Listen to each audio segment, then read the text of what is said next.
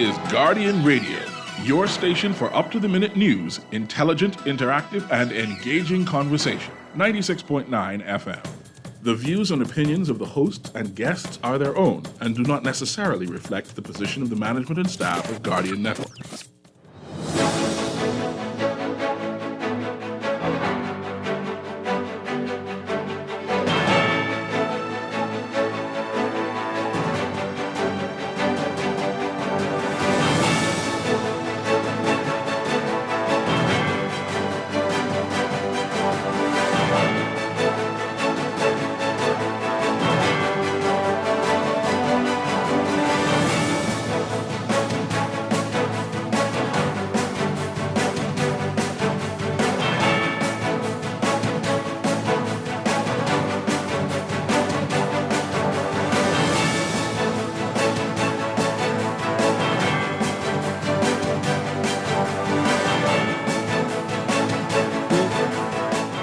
Good morning. The government eyes another minimum wage hike.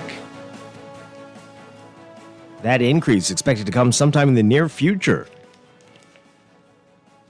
The latest from Paris and the Olympics and Team Bahamas. And in business, we're discussing weekly versus bi-weekly versus monthly pay, the pros and cons of each one. Which one's better for you? That's all straight ahead this morning. I'm Dwight Strachan, and this is Morning Blend. Wake up, it's a new day. Wake up, it's a new day. It's the start of a new way. Don't you know that it's the start of the end of the old way. Wake up, it's a new day. Good morning again, Bahamas. It is Tuesday, July 30th, 2024. This is Morning Blend on Guardian Radio 96.9. Again, I'm Dwight Strachan. In a moment, Duquesa Dean will be joining us. Also this morning, we'll be talking about information that new students at UB, University of the Bahamas, need to know before the start of the new school year. That's all ahead this morning. But first, it's time for the Overnight, the latest breaking news from while you were sleeping, and the top national and international headlines this morning.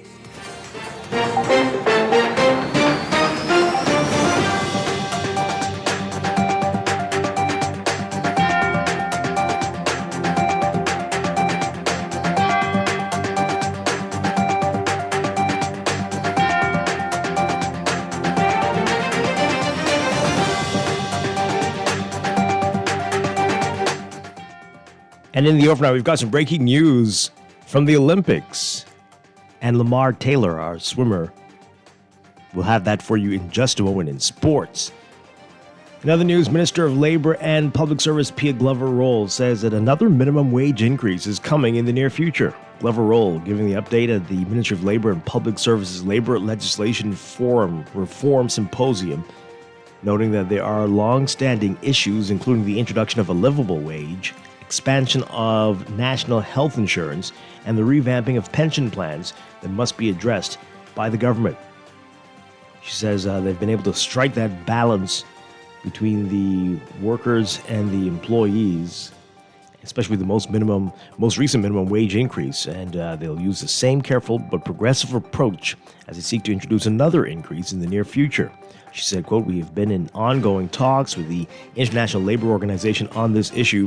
She says the government met with the ILO senior economist and wage specialist on July 12th to speak about best practices for increases moving forward. You may recall the Davis administration increased the minimum wage from $210 per week to $260 per week in January 2023. It was the first increase since 2015.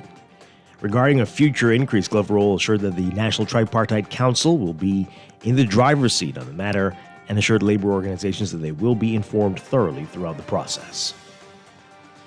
The $130 million recently raised to carry out fundamental improvements to BPL's transmission and distribution system is only an initial investment, so says CFAL President Anthony Ferguson. He says that they will have to continue to upgrade for the next 5 years. in order to bring the system up to first world status. He was speaking on Guardian Radio's Z Live Off the Record with Zhivargo Lang. The show was largely a response to what was called misleading comments from former Prime Minister Dr. Ibrahim Minnis in Parliament in relation to a $100 million bond offering by Bahamas Grid Company Limited, the special purpose vehicle formed to work alongside BPL to undertake certain fundamental improvements to the electric transmission and distribution system on New Providence and operate and maintain the T&D system thereafter. Minnis was also critical of how Bahamas Grid went about raising the $30 million in equity earlier this year. He claimed wealthy individuals were cherry-picked for the deal. The $100 million bond facility that has a 20-year final maturity, that's July 31st, 2044, the minimum amount that was allowed to invest in the bond was $50,000. CFAL recently revealing the offering was oversubscribed and was successfully completed. A third man charged with the July 20th murder of Alvaro Thompson, 28-year-old Dondre Ramsey of Montel Heights, is accused of the murder. Thompson was shot dead in Pinewood Gardens, a short distance away from the East Street South police station.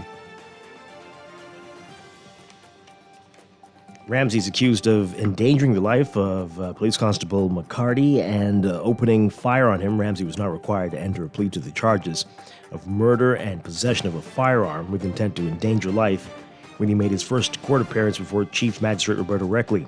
He was denied bail and the matter was adjourned to November 28th.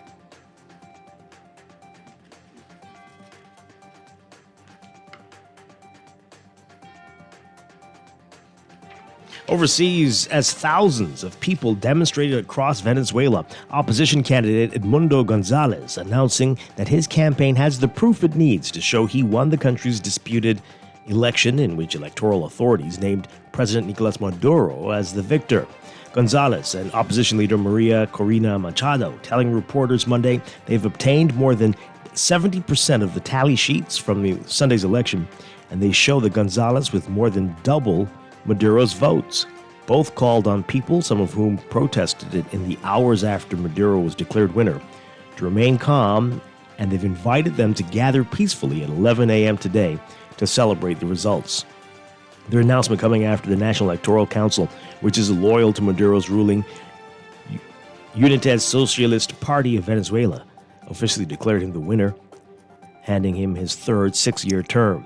In the capital, the protests were mostly peaceful when dozens of riot gear-clad National Police officers blocked the caravan. A brawl broke out, though, and police used tear gas to disperse the protesters, some of whom threw stones and other objects at officers who had stationed themselves at the main avenue of an upper-class district.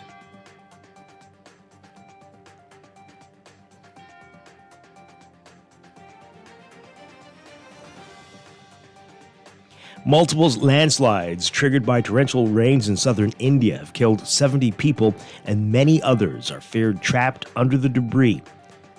Officials say the rescue operations are being hampered by bad weather. The landslides hit hilly villages in the Kerala state's Wayanad district early today and destroyed many houses and a bridge, but authorities have yet to determine the full scope of the disaster. Rescuers were working to pull out people stuck under mud and debris, but their efforts being hampered by blocked roads and unstable terrain. Television footage showing rescue workers making their way through mud and uprooted trees to reach those who'd been stranded. Vehicles swept off the roads were seen stuck in a swollen river. Local TV news channels also aired phone calls of stranded people asking for help.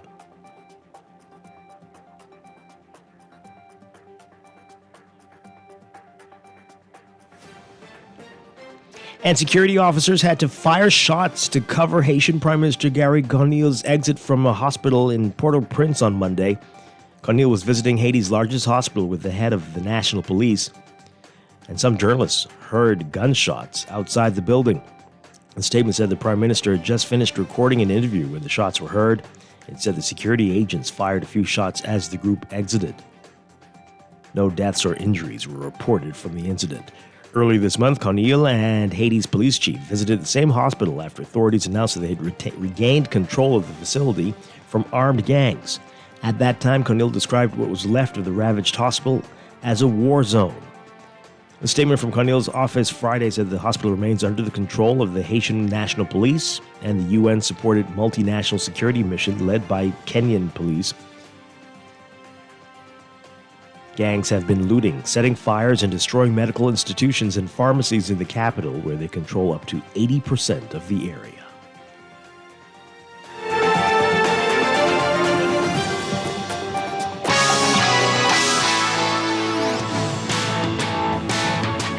In sports, we've got some breaking news out of Paris and the Olympics. Our man Sheldon Longley is there.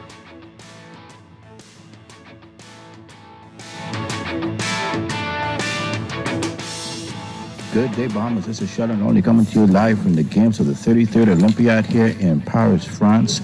And I can tell you that Lamar Taylor just swam his opening round heat of the men's 100 meters. He won that event at a new national record time of 48.84 seconds, beating his old national record of 49.33 seconds. However, it was 26th overall. He finished in a tie for 26th overall, and it's not enough to get him through to tonight's semifinals. But a national record swim for Lamar this morning, 48.84 seconds. He can't ask for nothing much more than that when he would have done a personal best. But his Olympic experience is over, finishing 26th overall and a tie for 26th overall in the men's 100-meter free. The next Bahamian swimmer in action for the Bahamas will be Reneshka Gill. She will swim in the heats of the women's 50-meter free on Saturday. Until then, we have a little lull. Track and field starts on Thursday, so tomorrow is a free day, as well as Thursday. Track and field starts on Friday, and Reneshka Gill should be in the pool in the heats of the women's 50-meter free on Saturday. This is Sheldon Longley reporting live from the games of the 33rd Olympiad here in Paris, France. Thank you, Sheldon. And more from Paris. When it comes to consistency and longevity, there's few who are considered in athletics in the Bahamas. More over the years, more so than Donald Thomas. It's only fitting that the multi-Bahamian national champion, who's won at almost every level, with the exception of the Olympics, will be chosen team captain of the Bahamas squad. Thomas is competing in a record-tying 5th Olympics for the Bahamas, matching legendary Bahamian athletes such as Laverne Eve and Chris the Fireman Brown. Read more about how and why he was unanimously chosen by Team Bahamas officials in today's Guardian Sports section. And there's a whole lot more in today's Guardian Sports section. Again, Sheldon Longley there in Paris with round-the-clock coverage for the Guardian News Network. That's sports, and that's the overnight. Time for your first look at weather.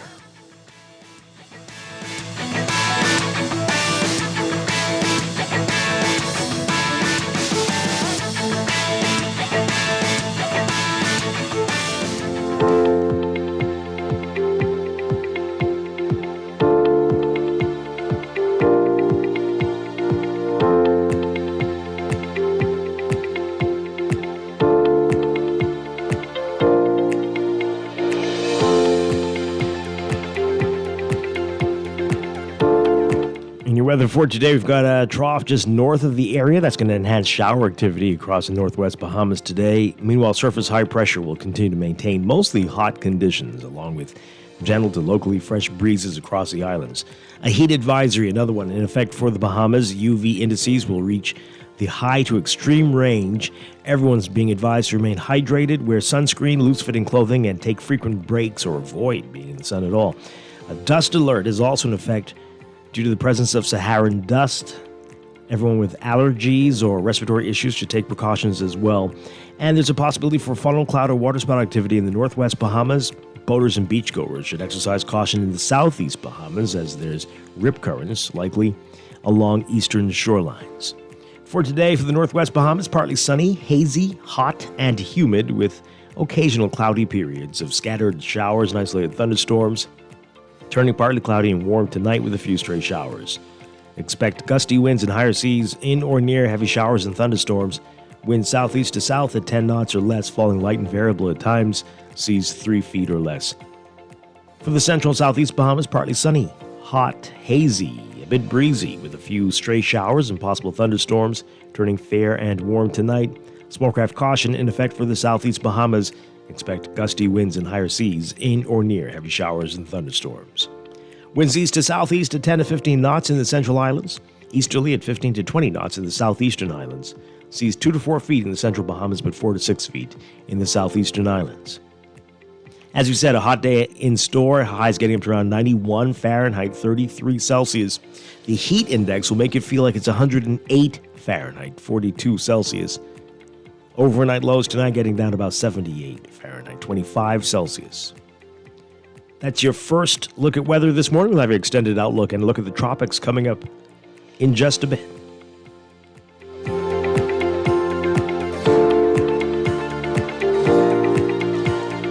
You're listening to Morning Blend. When we come back, we're discussing the day's top stories right here on your home for fresh news and smart talk all day. Guardian Radio 96.9.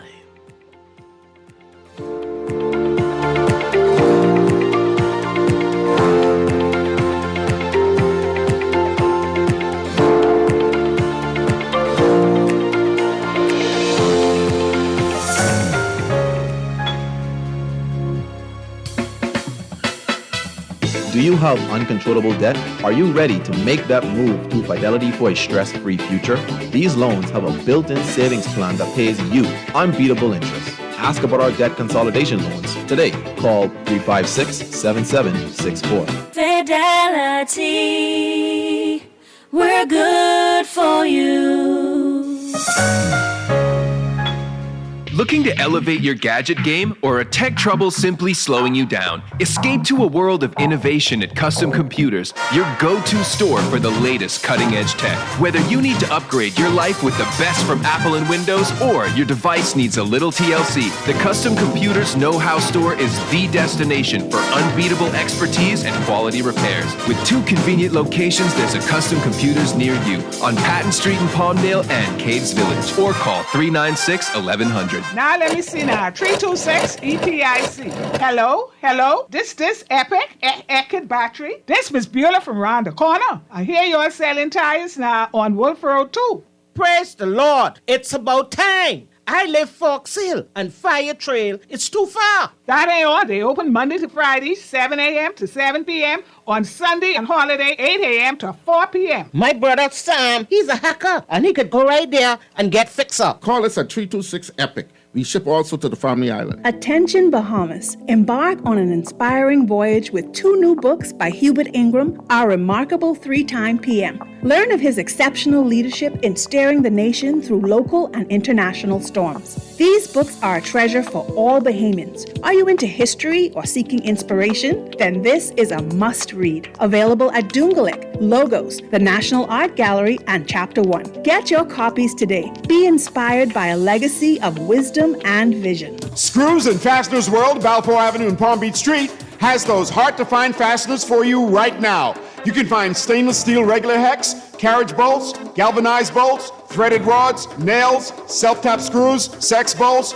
anchor bolts, turnbuckles, masonry tools, hand tools, and weed whacker strings. Check out the rope selection and car body fasteners too. Special orders are welcome. It's your #1 fastener store. Screws and Fasteners World, Balfour Avenue and Palm Beach Streets. Call 326-1976.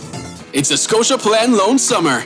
With Scotiabank, you can chase your summer vacation, swing into your home renovation, and slide on back to school with ease. Apply for your Scotia Plan loan and benefit from competitive rates, flexible loan terms, and no payments for up to 2 months. Take off your to-do list this summer and apply for a Scotia Plan loan today. This is Guardian Radio 96.9 FM. Fresh news, smart talk, all day.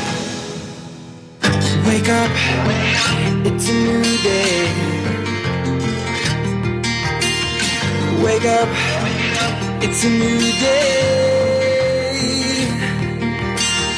It's the start of a new way. Don't you know that it's the start of the end of the old way. Wake up, it's a new day.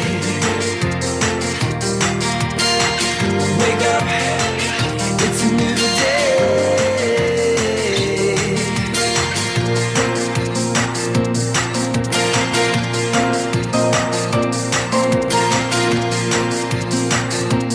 Welcome back to Morning Blend here on Guardian Radio 96.9. We are streaming live on GuardianTalkRadio.com and on the Guardian Radio app for smart devices. We're also on your televisions on Cable Bahamas Channel 969 and BTC Flow Channel 612. You can tweet us at MorningBlend969 or Facebook.com/MorningBlend969. Text us on the Guardian Radio text line powered by BTC 422-4796. Standard text rate supply. Once again, I'm Dwight Strachan. Joining me now, Duquesadine. Happy Tuesday, Great everyone. to see you with us. Yeah, good Final to be here. Tuesday of July. Yeah, can you believe it? Oh, man. 7 months are gone already. That's crazy. Time's flying. Soon Christmas music. Yeah, I think some people are already into the Christmas. No, it's too much. I saw some people saying they're about to take their Christmas trees down. But I wonder, is it the... Down as into... Yeah, out of to the take it out of cupboards the and stuff attic. And yeah, people are getting prepared for Christmas. But I think it's Like, the what's spirit wrong? of What's Christmas. wrong with them? I think it's the spirit of 100 Christmas. degrees. that they like more so than... That's my belief. I believe that it's the spirit, the love, the kindness, the cheer and the joy that happens during that season that makes In the people movies? yearn. The Hallmark movies, yeah. That make people look forward to Christmas, you know? That's the same one who cut you off in the street trying to get some Christmas decorations. Could be. Run you into a ditch. No, not them kind. We don't mean them, sir. It's the same ones. They're the last minute ones. These the prepared ones. Okay. These the Christmas preppers. Well, if that makes them happy, and if that'll mean that there'll be less Yeah. of the anger and hostility we see around here, then go right ahead. Take down your Christmas tree Yeah. stuff and put them up Yeah. in the middle of July. Why end not? Of July. Why not? Yeah, there we go. All right. Well, we've got a lot to talk about this morning. Coming up, we've got we're going to be talking about University of the Bahamas. It's almost time for the fall semester, and there's some info that new students need to know. We'll get to that this morning. And then later in business, when the government announced they're moving towards bi-weekly payments for some of their workers, that created quite a stir. And we're going to talk about the pros and cons of weekly versus bi-weekly versus monthly. Interesting discussions. Yeah, and I think everybody has what they think is their preferred method. Right. But we'll get into that this morning. That's all ahead, but there's a lot of breaking news to talk about. And let's talk about it right now in the news.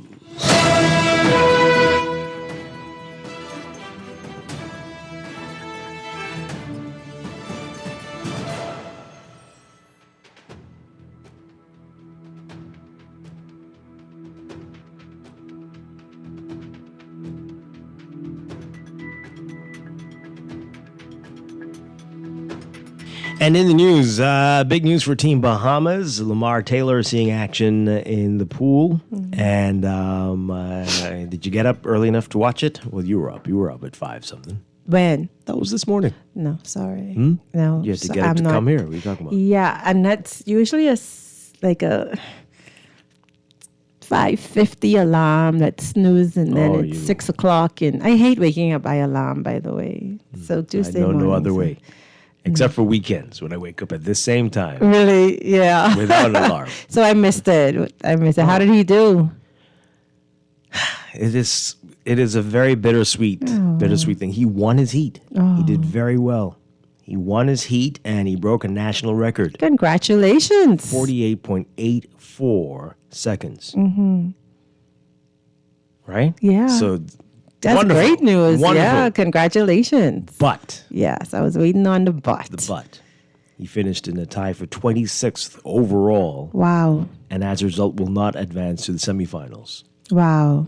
It is bittersweet. Yeah. He does have something to celebrate. Very much so. Right? Very much so. Because he broke his personal best, and it's a new record, all at the Olympics. So Yeah. that's still great to celebrate. And yeah, it's Absolutely. sad that you don't advance, but he's absolutely demonstrated his skill set and ability to compete among the world's best swimmers. So definitely. Congratulations to him and all of his supporters. Yeah. So our Sheldon Longley is in Paris and got to speak to Lamar after the race. Let's take a listen to their brief interview. I'm comfortable. I'm ready to go. All I'm waiting for is the beat. How you feeling, Lamar? Tired, exhausted. How long walk isn't helping. Yeah, take us to that swim, man. What take us to that event. I was pretty confident going into the event. I know that I trained hard for this race in this moment. I just had to execute, and I think I did pretty well. It's just the last 10, the last 15. My legs started to tighten up a little bit, and couldn't really kick that much, and I was just trying to pound my way through it. And then took it up at a pretty good speed. Wasn't trying to do too much with my legs. The last 50, I was trying to come back and go as fast as I can. Other than that, pretty happy with the swim. It was a pretty big PR. Just hoping that I can place well.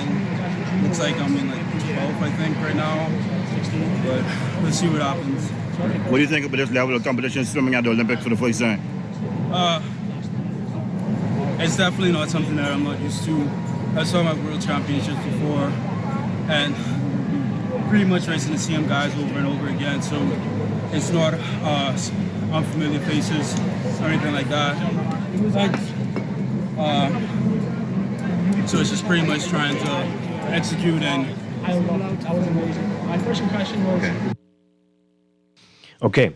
Lamar Taylor speaking with Sheldon Longley and some other Bahamian reporters there after his race this morning. So again, really great. Not quite probably what he was looking for, but a personal best and a national record. So that's great stuff. Yeah. Great stuff. That's really, there. really great. Yeah. Let's talk about it, folks. If you got to see it this morning, give us a call. 323-6232. 325-4316. 325-4259. Call us toll free, 242-300-5720. Tweet us, Facebook us, text us, 422-4796. 422-4796. So, yeah, very impressive. I noticed the coverage I was watching. The Americans are really something else. So a lot of the Caribbean athletes, some of them did very well in their heats. Okay. Or anybody who was not from the U.S. who Right. did well in their heats, they made sure to mention that this person went to school in the U.S. It was wow. that they were from this university. Way to try to diminish. It's like, oh, yeah. This is so like, yeah, they had, that's okay. they They're had a still hand Bahamian. in- That's fine. It They still had a goes hand to their Bahamian records and representing their country. And of course, everybody wants to be attached to someone who's winning. So that's what it is. yeah. So hey, kudos to them for trying to grab a piece of that. It's facts. It's definitely facts, right? Yeah, but yeah. So, oh boy, but that was fun. It was great. I do wish I have a little pet peeve. What's that? It's something here. It's a problem in the Bahamas. We don't seem to understand what EST means. Standard time and daylight time. We're not in standard time. Don't post the time as 5 Eastern Standard Time. Right. It's daylight time. Or just put ET and then Right. people will know Yeah, right now you're in educate us, daytime, yes. daylight time, so you don't have to say Standard. because if you told people 5 Eastern time, they weren't going to be there watching it at that time. But it's just a little thing, and I don't know why it continues. It's very strange. But ET is best if you must.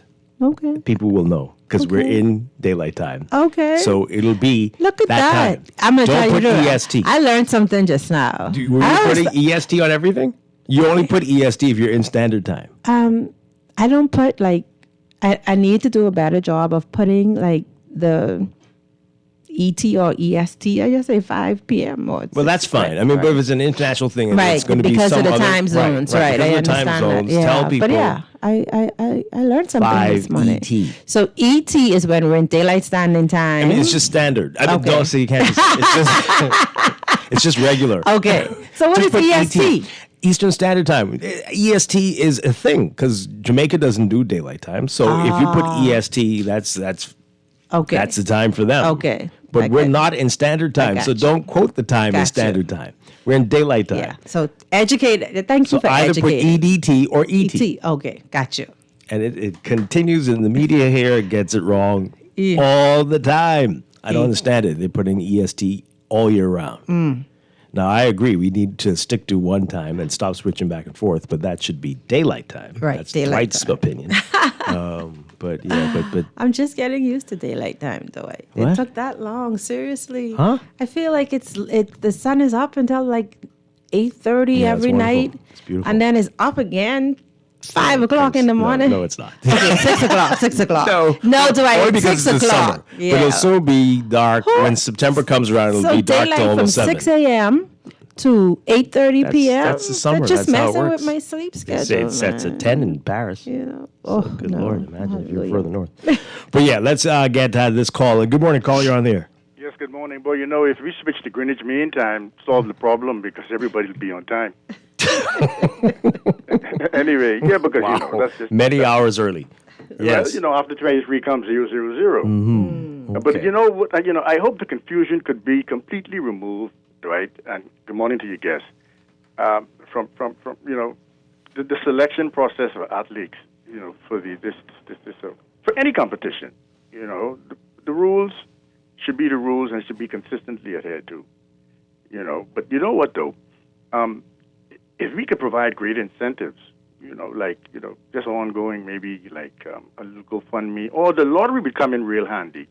Because if I knew for a fact that I have $500,000 waiting for me if I get a gold medal, come on, man. What's going to stop me? Right?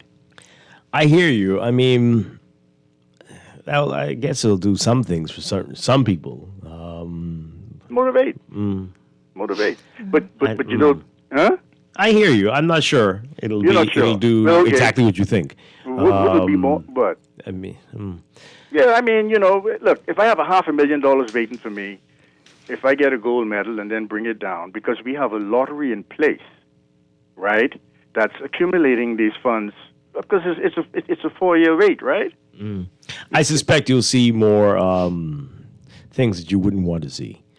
People doing some things that they shouldn't be doing in sports, enhancing themselves, if you know what I mean. Well, but then you think disqualify yourself. Yeah, well, people are going to try to find ways to get around it. But then they I don't mean, get the $500,000. we need to support our athletes more, but that I see some countries are offering like almost. those incentive type payments. Or I don't know if it's incentive, but I guess they call them rewards because I think I read where the gymnast gets X amount in one country and then in another country the swimmers get X amount for each gold that they bring home. Yeah, you know, in addition to that, then fine. But you know what would really be happy? If the prefix by actually meant twice, and I was getting paid twice a week instead of every 2 weeks. How about that then? You could make that happen to yourself if you could. Of course. I don't know if your employer would make that happen. Well, I know it benefits the employer, right? Yeah. Okay. Thanks as always. Appreciate it. All right. 242-300-5720. That's a toll-free line. You can call the regular lines if you're in Nassau, 323-6232, 325-4316. 325-4259. Tweet us, Facebook us, text us, 422-4796. All right. Dwight, why are you, this is a text, why are you watching and talking about the Olympics? I thought you were boycotting it. That's not what I said. I said that, I didn't say boycott watching. I said we should all, as a message to France. I suggested that a couple years ago and nobody cared. And now you keep talking about it. Did you care? Were you part of the support this movement? You weren't. You just want to be shady. I was saying that we should have sent a message to France about its misdeeds in the past by all boycotting the Olympics, since nobody did it, whatever. But yeah, that's water under the bridges on the Seine River now. But yeah. This person says here, wins his heat but doesn't advance. It's a shame. That's not fair. Well, I mean, that's life. That's how it is. That's how it is. But it's beautiful. He broke a national record. That's a great thing. Yeah. And he's improving. Yeah. So, try again. Yeah. Try again. Yeah. So that's just bittersweet. This text here, one of the things I find about the Bahamas is that we set unrealistic expectations. To me, it's undue pressure on these athletes. From the report just given, he did great. He broke a national record. There really shouldn't be a need for a but. The expectation should have been that he's in this class and he beat the expectations for that class. If he also wins a medal, then wow, he exceeded the overall expectation. I believe the false expectations are reflected in our lack of support for athletes. The support should not be for them to win, but a recognition that they are extraordinary and the best of us. And that is worthy of support. I'm in Pollyanna mode because we is Bahamian, like one of the star American 100-meter runners said after he blew us out of the water. And I'm paraphrasing, for a small country, we talk big. It's a great text. I appreciate this text very much. Yeah, you're absolutely right. Absolutely right. This person says here, I was up since 4 a.m. and still couldn't find the swimming Olympics. Oh, no. Why were you up at 4? It's ungodly. Probably were expecting it to be standard time or something. But, that's ungodly. But I think it was 5:40 our time. Around that time is when it happened. What do you have? What do you watch stuff on? I saw it this morning on USA. It was on USA Network. Okay.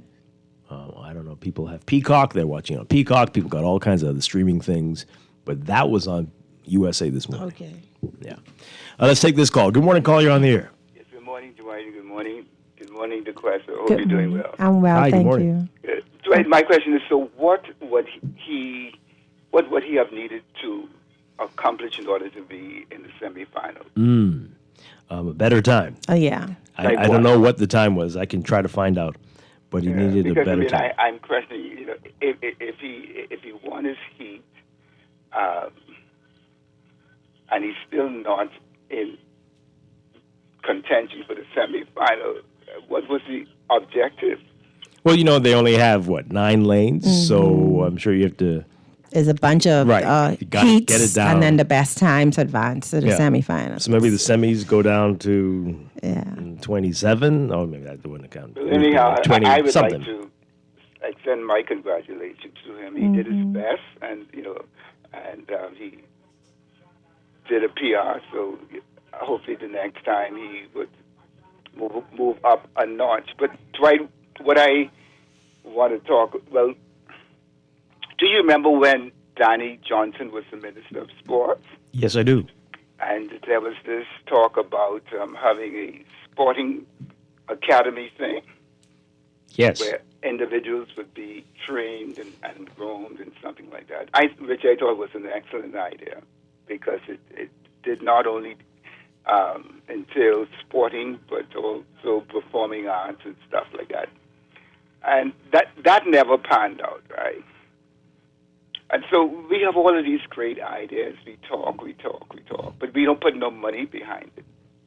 When the Christie government came back and they said they would gain control of BTC, they said that there was a 2%, right, of the shares that will go towards youth development and sporting things. We never hear a thing about whether we got in, whatever happened to that. This minister, too, who is the minister of energy and whatnot, she's talking the same talk. All they do is talk these things when they sign these agreements, and there's no accountability as to any type of funding or dividends going to these ventures and things like that. If you got to put your money where your mouth is if you want results. You have to invest in these individuals. There's all this talk about increasing these sporting events and whatnot. These things cost money, Dwight. Plenty money. So, and unless we are prepared to fund these individuals, ain't nothing gonna happen. Okay? Yeah. So, thank you. Okay. You'll have a good day. Thanks a lot. you, Appreciate you it. too. Yeah. Well, it's true. Parents are putting a lot of investments into their kids developing in sports. They pay for the training and the extracurricular activities that they have to be involved in for that development, even the time and effort. I remember a couple of years ago when my nephew was a swimmer, his mom would get up like 5 o'clock in the morning to take him to the pool every like weekday morning, and he would swim before going to get dressed to go to school, and she going to get. That's a serious level of commitment from both the parents and the student, because I'm sure that that's what swimmers have to do. And then, of course, you have to pay the swim club. You have to pay for your coaches. So it is a costly venture to develop your skill to the place of getting to an Olympic, race. That's how it works. Yeah, ask Tiger, ask Serena, ask all of these athletes. It's expensive. The parents are actively involved. Yep. Everybody is actively involved. It costs a lot of money. A lot of money. A lot of time. A lot of effort. Yeah. And so, Hey, wow. Let's read these messages before we go to a break. This person says here, don't blame the U.S. For being so competitive. They are offering incentives to athletes. Okay, you can believe they're the biggest cheaters of all time. Who does? Don't you let them know we doing it. They will have you DQ'd. What? What are we talking about here? I don't know. Okay. Duquesne, I was up at 3. Oh, no. Oh, my heart dropped just now. God is everywhere. Why were you up at 3? Please text me back and let me know. That's pretty. This is insomnia or something like that. Deep in the daytime in Paris. No. You watch all kinds of things. So why not? Oh, boy. Exciting times. All right, so let's take a break. When we come back, a lot more to talk about right here in the country, including the government says that they are considering another minimum wage hike in the near future. What does that mean? We're going to get into it. This is Morning Blend on Guardian Radio 96.9. Stay with us.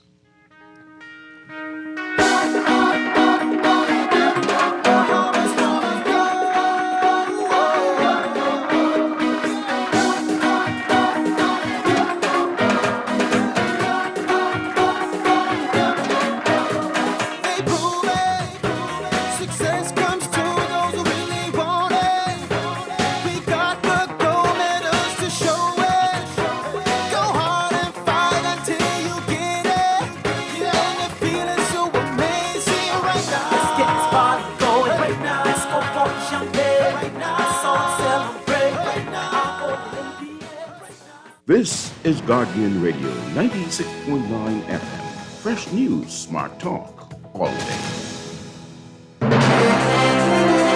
This is AP News. I'm Rita Foley.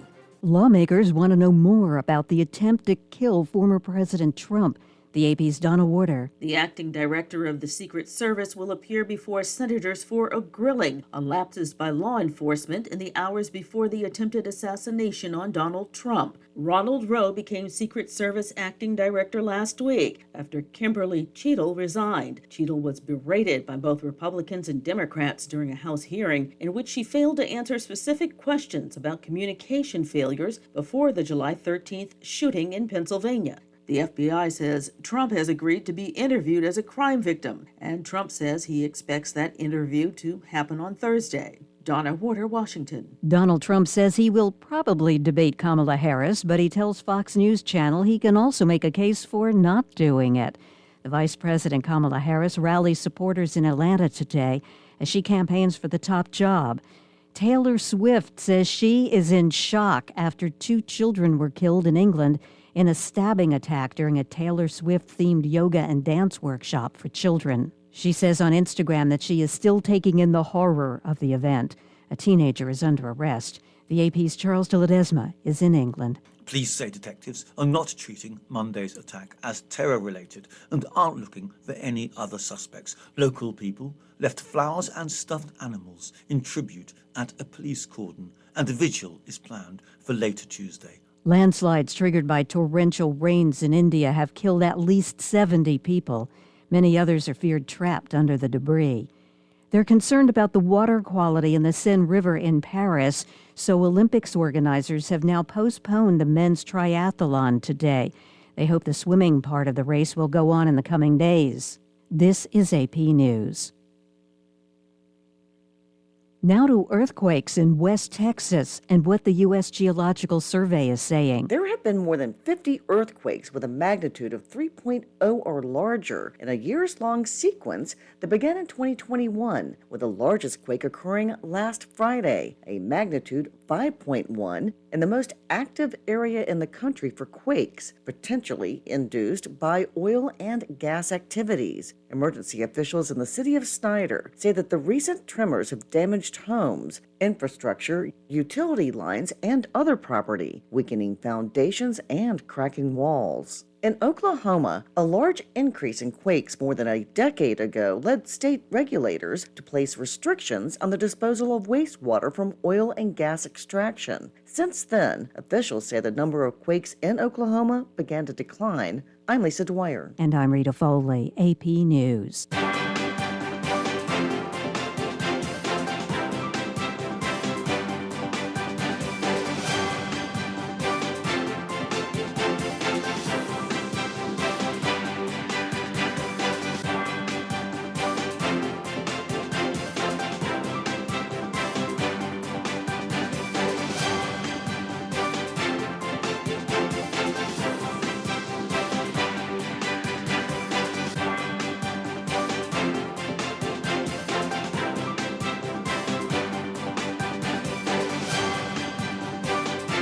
It's time for your first good traffic for the morning, brought to you by RBC. Find your loan solution with RBC.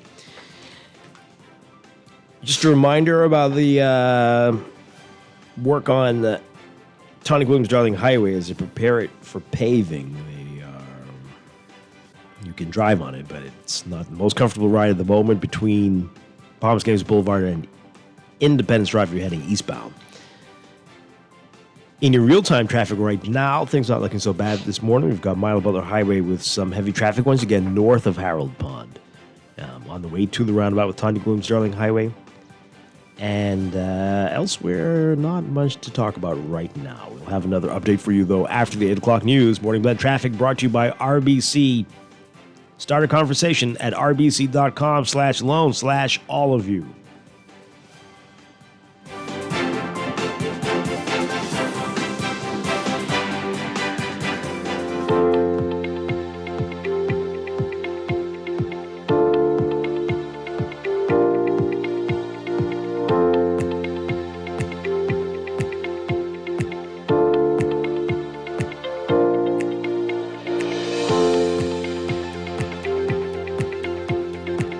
Time for another check of your weather, brought to you by Easy Car Sales. We've got a trough just north of the area that's going to enhance shower activity across the northwest Bahamas today. Meanwhile, surface high pressure will continue to maintain mostly hot conditions with gentle to locally fresh breezes across the islands. A number of warnings today. We've got a heat warning again for the Bahamas, and UV indices will reach the high to extreme range. We've got a dust alert. And as a result of the Saharan dust layer, and so everyone with respiratory issues and allergies needs to be taking precautions for that. We've also got the potential for waterspout and funnel cloud activity in the northwest Bahamas and rip currents along eastern shorelines in the southeast Bahamas. For today, forecast partly sunny, hazy, hot, and humid with occasionally cloudy periods of scattered showers and isolated thunderstorms. Partly cloudy and warm tonight with a few stray showers. For the southeast and central Bahamas, partly sunny, hazy, hot, and a bit breezy with a few stray showers and possible thunderstorms, turning fair and warm tonight. Small craft caution in effect for the southeast Bahamas. Temperatures today getting up to around 91 Fahrenheit, 33 Celsius. The heat index and all that humidity will make it feel like it's 108 Fahrenheit, 42 Celsius. Overnight lows tonight getting down to about 78 Fahrenheit, 25 Celsius. Currently in Nassau, it's about 82 degrees. 80 in Freeport. In your extended outlook, the surface ridge will begin to build across the area and shift the trough further north and away from the islands. A vigorous tropical wave will move near the southeast Bahamas by Thursday and bring increased winds and seas along with some unsettled weather. So for Wednesday, tomorrow, partly sunny, hot and humid with isolated showers and a few thunderstorms, a bit breezy in the southeast Bahamas. Thursday, partly sunny and hot with spotty showers and thunderstorms during the day. Partly cloudy, warm and breezy at night with scattered showers and isolated thunderstorms. We're watching that large tropical wave in the Leeward, near the Leeward Islands, several hundred miles east of the Leeward Islands. And we'll tell you more about that system that we all need to keep an eye on in our next weather check after the 8 o'clock news. This weather check brought to you by Easy Car Sales. No gas, no fumes, no stress. We love our EV. We are Generation E. Join us at visit IamGenerationE.com.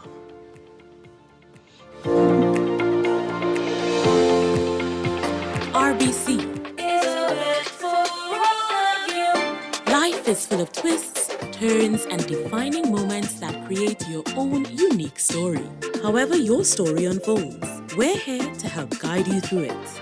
From every big decision to every new adventure, RBC. Visit rbc.com/Caribbean/all of you.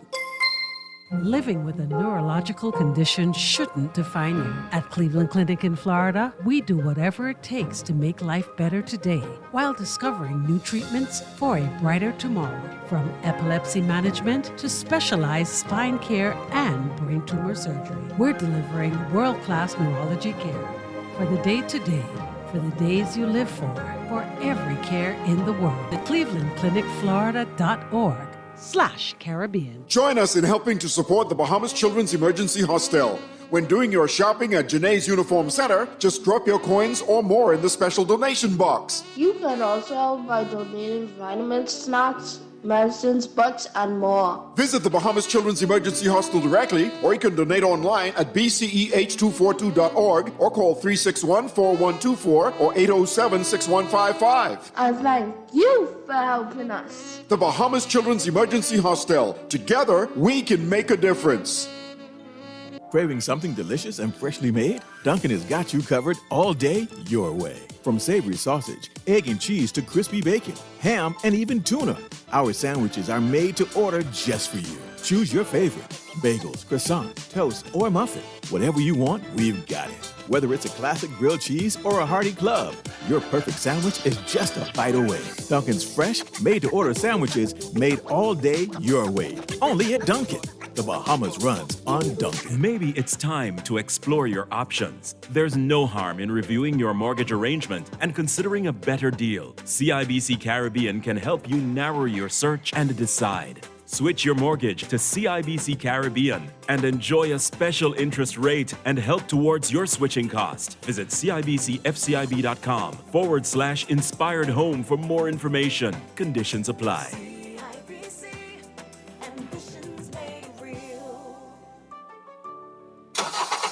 Bay Street Garage Limited, part of the car care culture of the Bahamas for almost a century. If you drive a car, truck, bus, or boat, if you need to service it, repair it, or sell it, from alternators to air fresheners, brake pads to bulbs, coolants to calipers, we have the lubricants and the tools to make it happen. Bay Street Garage Limited, BSG. WhatsApp us at 421-1050. That's 421-1050. At Wendy's, we are different. We don't just use beef. It's fresh, never frozen. Our burgers are square because we never cut corners. Served hot off the grill with fresh lettuce, tomatoes, onions, and American cheese. We believe in fast food done right. Always serving fresh, never frozen beef. Order a hot, juicy Dave single, double, or triple. Made with fresh, never frozen beef. Now only at Wendy's. Different inside and out. Maybe it's time to explore your options. There's no harm in reviewing your mortgage arrangement and considering a better deal. CIBC Caribbean can help you narrow your search and decide. Switch your mortgage to CIBC Caribbean and enjoy a special interest rate and help towards your switching cost. Visit CIBCFCIB.com/inspired home for more information. Conditions apply.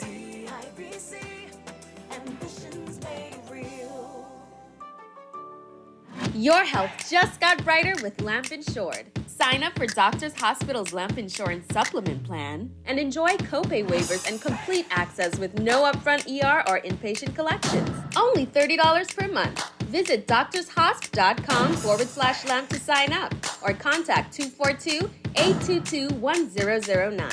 That's 242-822-1009. Your journey to affordable and worry-free healthcare begins now.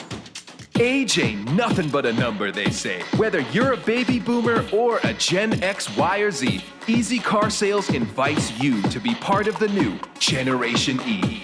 We drive electric for the savings, for the planet, and most importantly, for the smooth, powerful ride. You really can have it all. We love our EV and we are Generation E. Join us. Everyone is welcome. Visit IamGenerationE.com to find out more. Brought to you by Easy Car Sales. Splash into summer with CIBC Caribbean. Experience a summer wave like never before when you spend with your CIBC Caribbean Visa credit card. Lucky winners will receive prizes including a private boat charter, hotel day passes, staycations, dinners, and more. Each time you spend $200 or more, you'll automatically be entered for your chance to win. Apply today for your CIBC Caribbean Visa credit card. Terms and conditions apply. Visit www.cibcfcib.com/splash into summer BAH. Promotion ends September 7th, 2024. This is Guardian Radio 96.9 FM.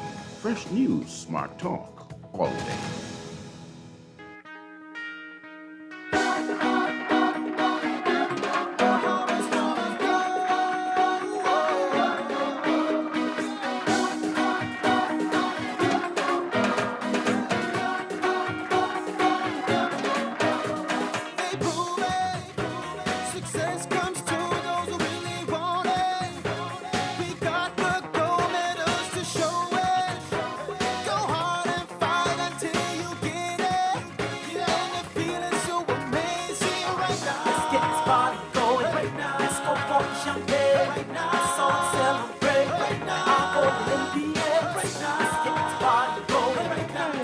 We are back with Morning Blend on Guardian Radio 96.9. Dwight Strachan along with DeQuesta Dean.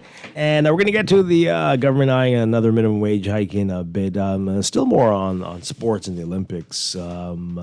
Jazz Chisholm, we talked about this yesterday, moving to the Yankees, being traded from the Miami Marlins to the Yankees already, making his presence felt, hitting his first 2 home runs in his debut against the Boston Red Sox Sunday night. Extremely talented young man. It's crazy that the Marlins would just let that go. But whatever, the Yankees will be benefiting from that immense talent there. Correct. So good for him and good for them. Yep. And Marlins, you know where you can go. Oh boy, they were on the path there anyway. Right, so all on their own. Thing. So it's for the best, I'm sure. The best. Actually. More exposure, different team. Yeah, absolutely. Build up a stronger big market. Fans who actually care, correct, and will be in the stands at any hour of the day, unlike in Miami. You know. Yeah. All right. So this is an interesting story. I heard some of our colleagues here on Guardian Radio talking about this. They were very concerned. I was wondering what they were freaked out about. But they noticed that ZNS has not been carrying Olympic coverage. And so there's an article in here, an article in the Tribune talking about this, quoting ZNS General Manager, Broadcast Corporation General Manager Clint Watson saying there's no money. It was high cost. So the article says ZNS is not broadcasting the Olympic Games this year because it could not afford the rights, according to General Manager Clint Watson. He said ZNS usually tries to collaborate with other networks in the region to buy the rights to host the event because Caribbean networks cannot afford those rights on their own or themselves. So they try to pool. He said the last Olympics cost $300,000 to broadcast. Wow. This year the cost would have been $800,000. Oh, wow. Wow. His comment yesterday coming after several residents complaining they could not watch Bahamians perform. A Cable Bahamas representative told the Tribune that the company would send a statement on the matter, but did not do so before press time. Team Bahamas comprises 20 athletes. Yeah. Well, you got to make these hard decisions sometimes. And, if it's about the cost, you got to weigh the pros and the cons. And if you're not going to make money, but you're going to spend money, does it make sense to, put yourself in that thought of that? Right. To appease to a certain amount of people in your population who may watch it on your station or who may opt because they have other options to watch it on those programs as well. So when you make a business decision, you have to factor so many things in. So I don't think it would have been in their best interest to do this at all. I completely understand. That's a lot of money. That's a lot of money. Yeah. And again, people have options. People telling me, my God, a movie that comes out on Friday, they're going to watch it at home on Sunday. Right. In an environment like that, you don't need to be wasting your money. Correct. So I think that was a very sound business decision. Yeah, and it's going to be unfortunate. I know not everybody has cable or any of these Fire Sticks or whatever they are. The hottest thing is now. But and they're posting clips all over social media anyway. That's true. Or, sure, some of the Bahamians are there posting clips of what they watch. So see if you could find ways to see who you want to see. Yeah. Let's hear from you. 323-6232. 325-4316. 325-4259. Tweet us, Facebook us, text us, 422-4796. Caller, good morning. You're on the air. Good morning, Dwight and DeGrasso. Good morning. Hi, good morning. Yeah, this morning I just want to congratulate Mr. Chisholm, Dwight, that was something else. You mean back, I'm a Yankee since 1978. Oh, jazz. Okay. Yeah, I'm okay. Yeah, I call him, Mr. Chisholm. Put some respect on me. Yeah, definitely. But I've been a Yankee since 78, and to watch Jazz hit those 2 home runs and listen to him talk about how it happened. He said that he borrowed Aaron Judge's bat. Wow. And Aaron Judge is 6'7", so you can imagine Jazz, that was a heavy bat. But he borrowed it, and not only that he hit 2, Aaron Judge also hit 2. But that was something else. And I think we should get our half-day holiday, we need our holiday, If this happened again, hope the Prime Minister is listening and he give us our day to celebrate the 242 again, But congratulations to Jazz, and I believe he's going to do extremely well, and I want the Florida Marlins to respect to that man's name, trading him for second round prospect. Yeah, that's a prolific all-star, man, and we all should be proud in the Bahamas. Oh, we definitely are. Definitely are. You watching the Olympics too? Definitely, man. Definitely, I can't wait. See exactly what we're going to do. And Steven, and hopefully we'll get a surprise to pull something off. But I really feel proud as a Bahamian today, to watch Jazz, and hopefully, but I was kind of disappointed that Buddy Hield didn't sign with the Lakers. The Bahamians have a good history with the Lakers, with Rick Fox and Stu Bell Thompson. But we didn't get it this time as Laker fans, but, we get Jazz and New York, and I'm happy. I'm really happy for the Chisholm family. I'm happy for all Bahamians today. Yeah. Thank you very much. Appreciate the call. All right. Let's read some of these messages. You can continue to call in here. Dwight, the Yankees win last night 14-4. Jazz hit 2 home runs with 3 runs batted in. This is again? Yeah. Okay. Hey, he's going to be that's a amazing. force. Correct. Amazing. This text says, that's something else. We'll get to that later. They could have fired 4 consultants to broadcast the Olympics. That only happened. 4? I think that costs, that's 2 consultants. One. How much you're right. It could be 1. You don't know how much these consultants. Anyway. Oh boy. Anyway, that only happens every 4 years. I am disappointed in this government. No. Sorry. I don't know. Normally, you make that money back, right, through ads, and I don't think the business community here was going to be spending enough money on the local broadcaster to help them recoup that money. You do not need this to be a loss for them. Yeah. So, if the corporate community here was on board, then sure. Kick the ads in and help them recover the money and whatever. And if they're really serious, they would demand that the other stations be blocked while they're covering the and that would have annoyed everybody. Yeah. So you be careful what you ask for, because I'm paid $800,000. I better be the only place you can watch it. Okay. That's a lot of money. I disagree with you all, Dwight. $800,000 should be nothing for a government to spend on such an event. They waste money on much less. That's our money. Please, us. No.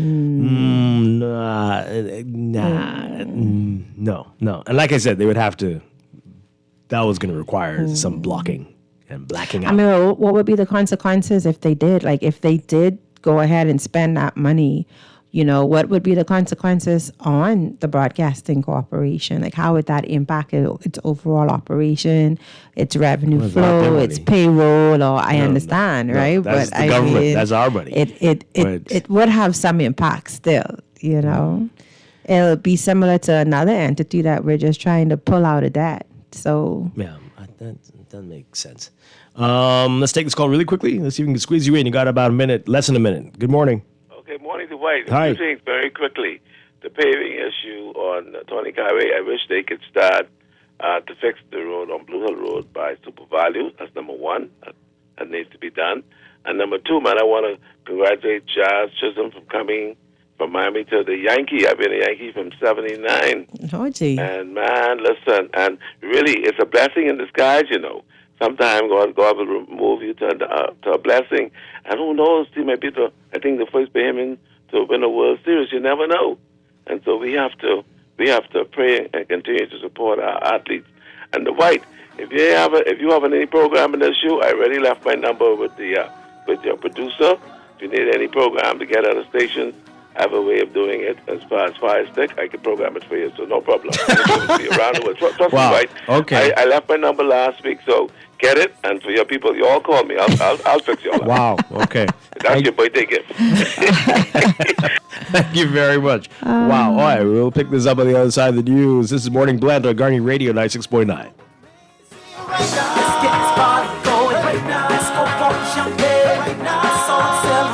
This is Guardian Radio 96.9 FM, Nassau, Bahamas.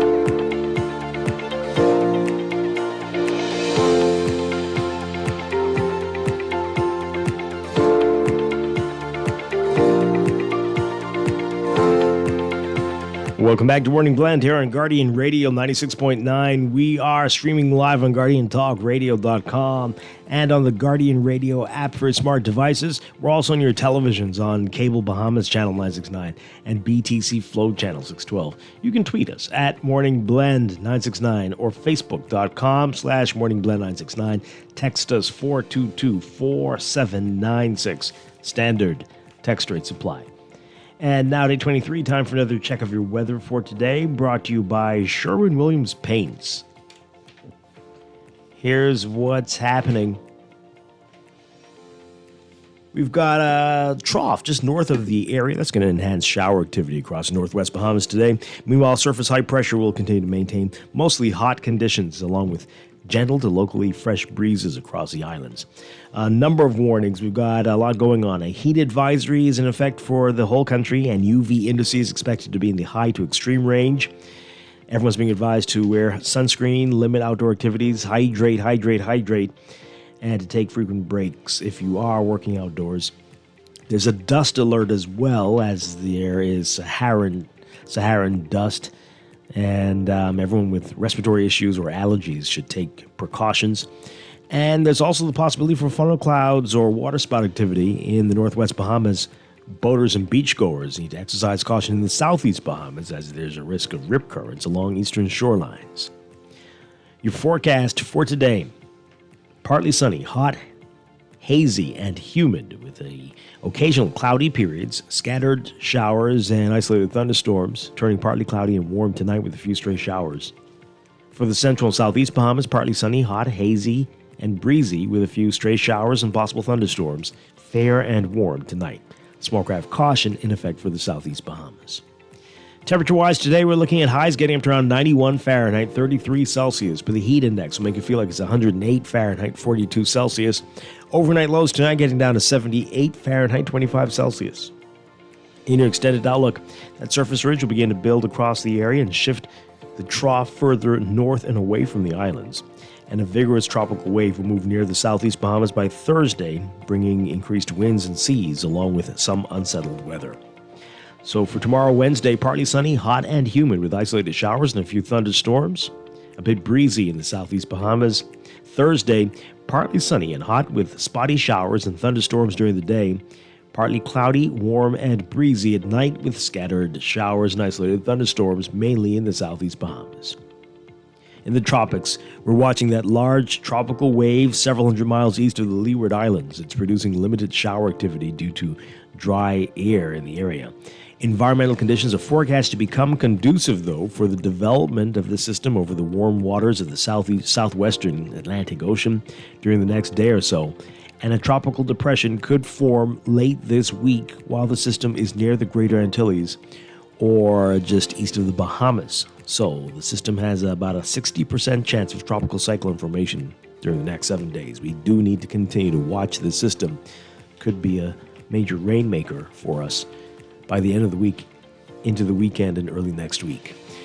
We'll keep you posted, but that is your morning blend weather check, brought to you by Sherwin-Williams Paints. Sherwin-Williams Paints has got you covered for all of your painting and equipment needs. Visit Sherwin-Williams Paints online or in-store today.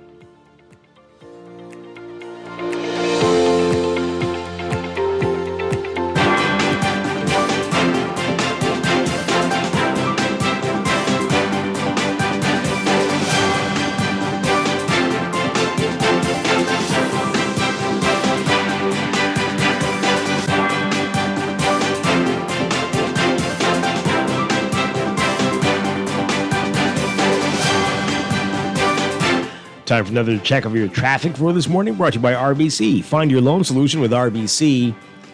In your real-time traffic, mile above the highway, just about midway between Fire Trail and Tawny Williams-Darling Highway, you'll see that heavy traffic in front of you if you're heading northbound along Harold Pond.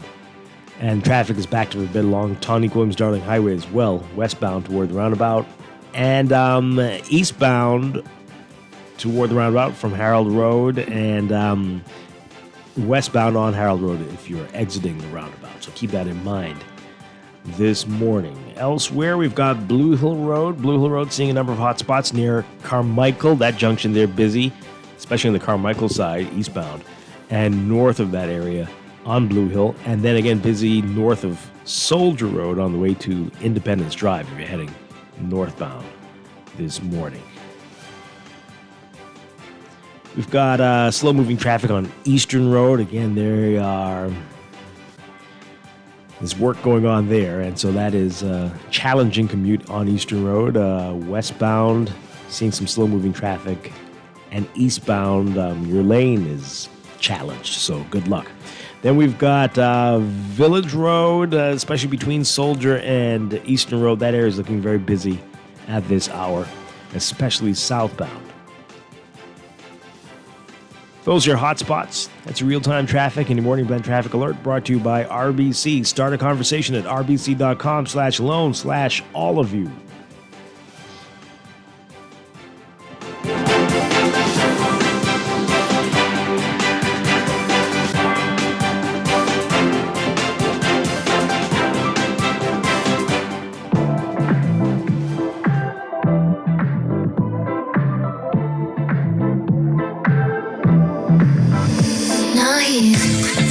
Me every night, oh, is it that sweet? I guess so. So you can't sleep, baby, I know.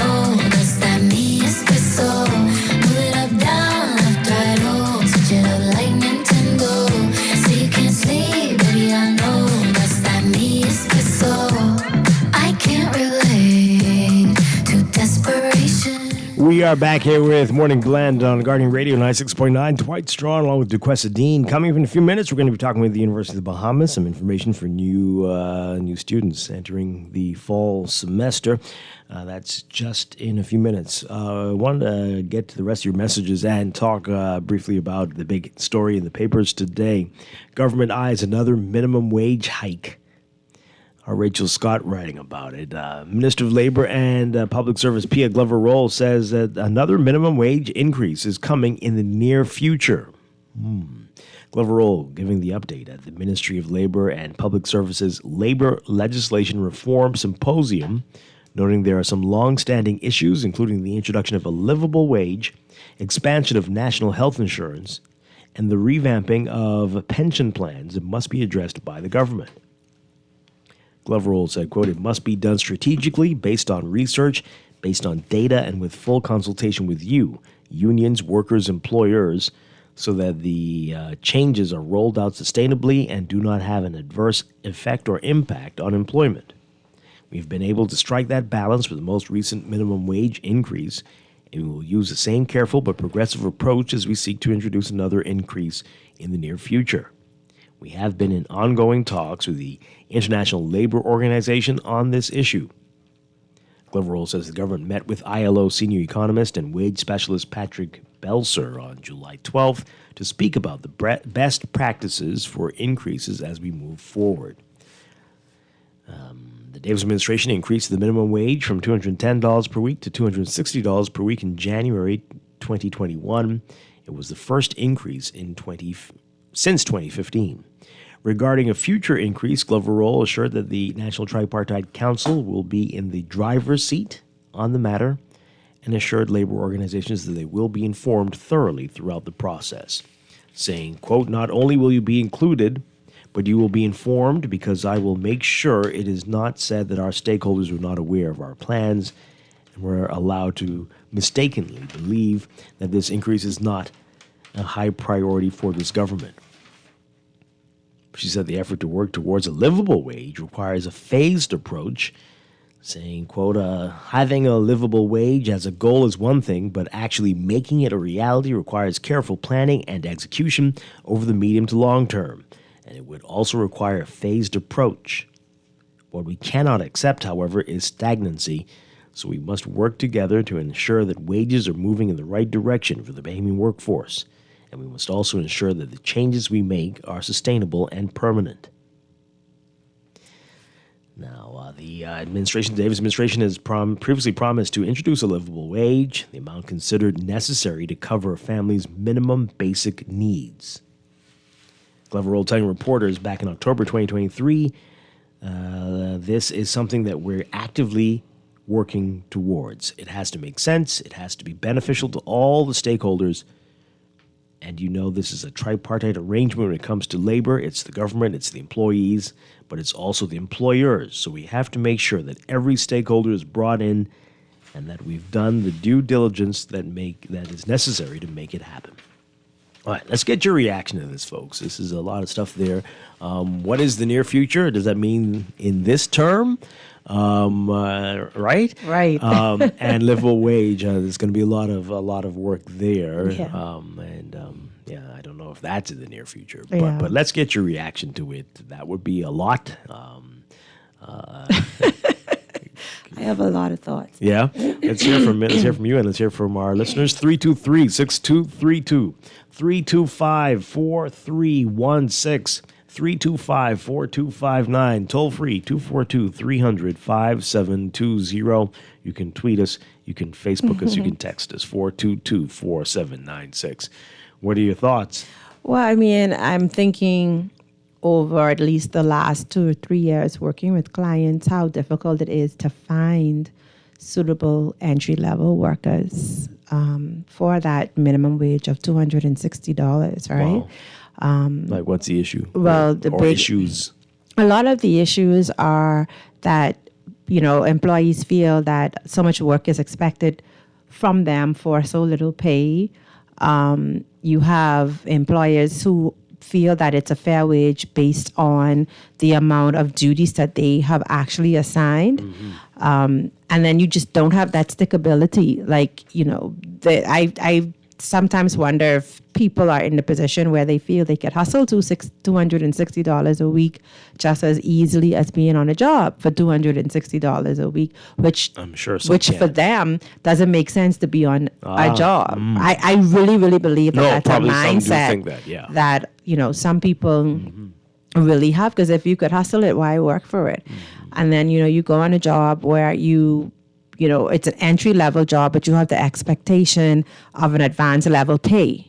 And so even though the skill set isn't where it needs to be for you to get $500 a week, because entry-level means that this is just a beginning. Yeah. And many people get stuck in entry-level instead of working their way up, upskilling themselves so that they can move through, go to another organization, get a better position. They just look at it as, oh, this little job only pay me X amount of dollars. Right. It should be a meantime situation, but many people make their career an entry-level career and complain about the pay. Yes. So I think there are so many dynamics here. And what will it cost an employer? Is it feasible for a business to pay more money, and at the end of the day, the employees haven't bought in or are invested in helping that business make the money to pay them? So I mean, it's just so much. I'm curious, what do those employers say? What do they do? Since they're having a hard time, do they look elsewhere? It looks like it's high turnover. They do look for, I actually have one client, somebody worked for 2 days and was like, nah, this ain't for me. I can't stand up. But it's a salesperson position. Yeah. Right? So that means that you're going to be standing up serving customers. And so you find employers who are frustrated at the skills of the employees that they have to, in quote, settle for. And so it's a frustrating process to hire people, train them, and then within 2-3 weeks, they're gone. Yeah. Wow. I'm curious to know what employers are thinking, hearing that. Again, near future, what does that mean? And especially after what's happened with NIB this year. All the increases. Another one in the near future. And the national insurance should increase again as well, right? There's another part of that increase. We don't know. Coming. It's proposed every other year or every 2 years, right? So who knows? Right. So it's just increases everywhere. But as we saw, even with the minimum wage increase, the cost of living has gone up since then. Tremendously. Everything costs a whole lot more than it did 4 years ago. Please don't get me started about the grocery store. Yeah. So that did little good for people. Yeah. And then there are people who are above minimum wage who didn't get an increase, right, and are still in the same place. Correct. What do they do? And I've said it before: mandatory cost of living increase might do better for everybody than just the minimum wage. Increase in minimum wage all the time. Right. Right, because some people just are working the same salary for 10, 15, or longer years. But if that were mandated, right? Because I think there are a lot of companies actually that, and probably the union-based ones, that give an annual increment or cost of living increase. And if you reach the maximum threshold, they give you a one-time payment as a bonus for that year. So there are some companies and employees that actually benefit from that. But I too believe that in the long term, that would be better, because you would get, every year you would get something additional. Because like you said, a lot of people are stuck at minimum wage. Yeah. And they're not moving until the minimum wage goes up. Right. That's unfortunate. Let's take these calls really quickly. Good morning, caller. You're on the air. Good morning. How are you guys doing? Doing well. Great. I think this could be looked at from perspective. If you're an employer, of course, you will have a different mindset. If you're an employee who is locked in that situation or who's in that situation, you have a different mindset.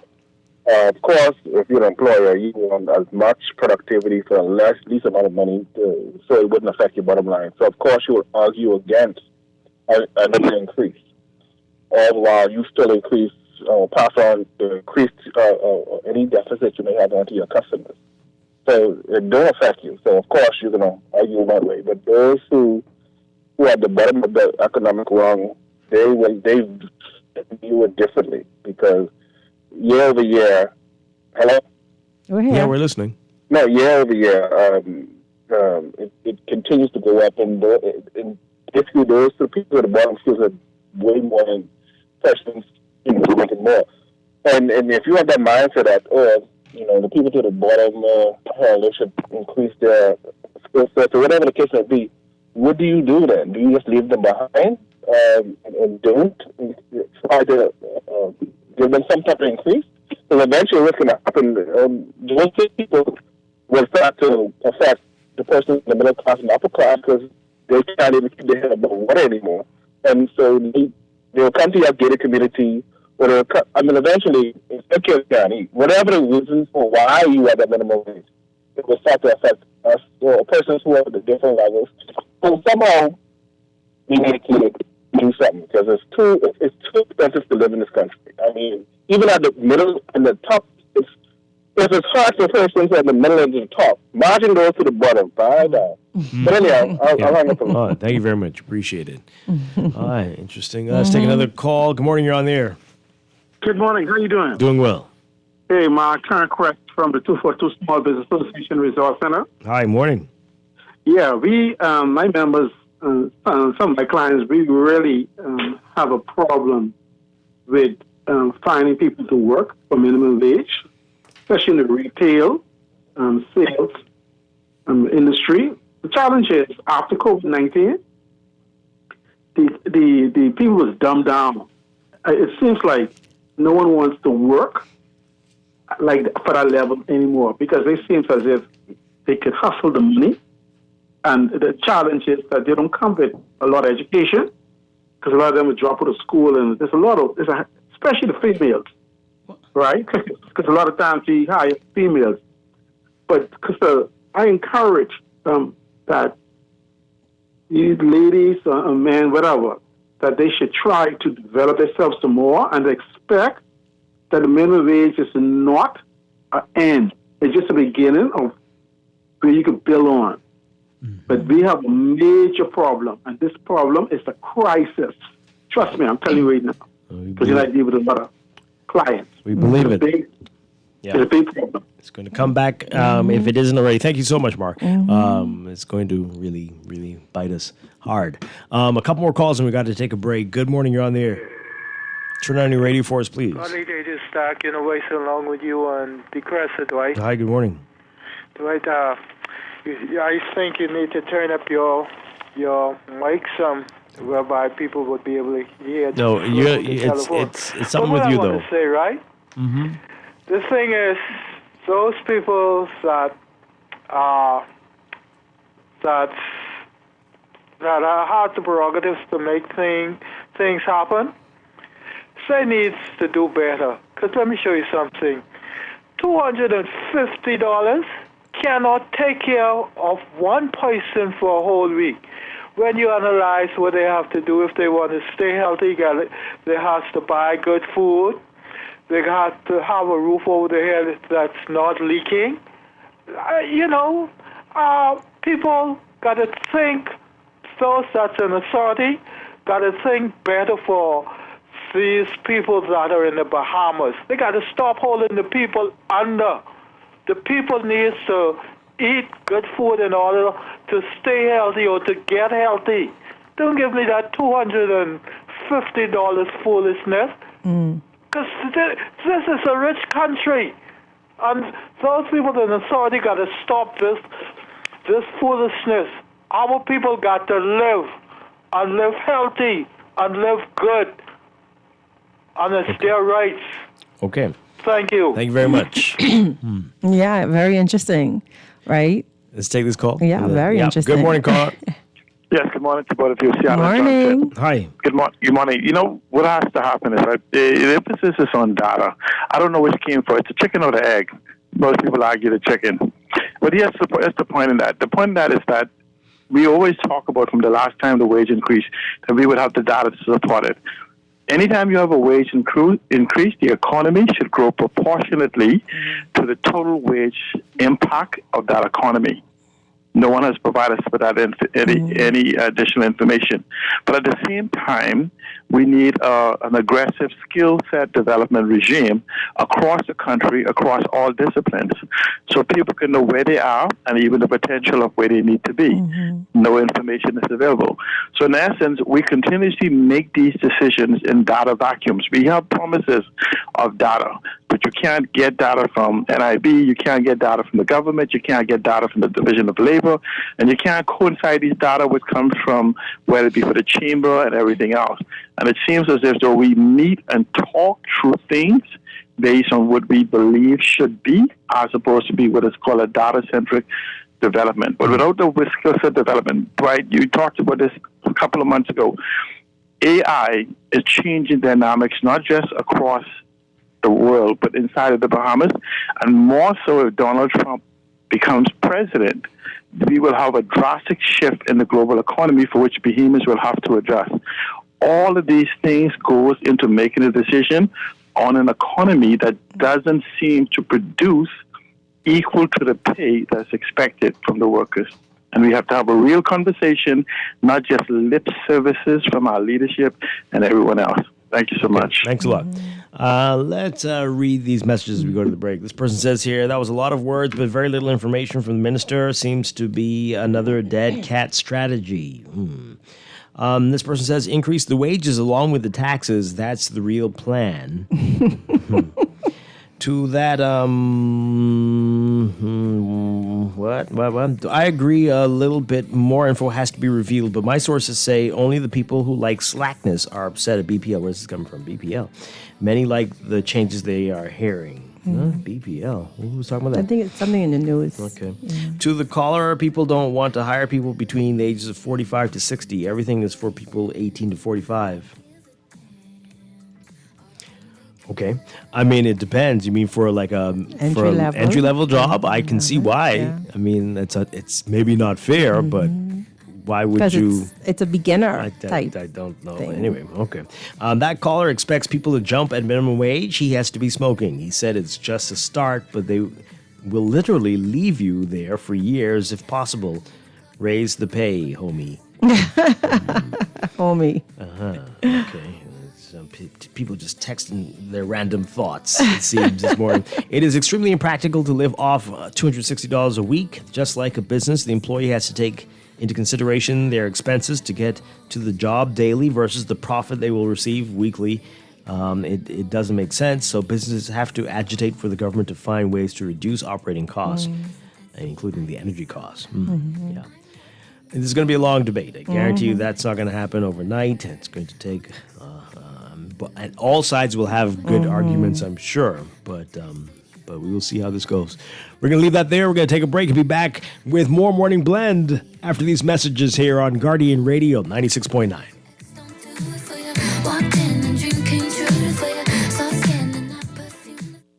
Here's a Sure-winning art store moment from Shelley and Dee Dee.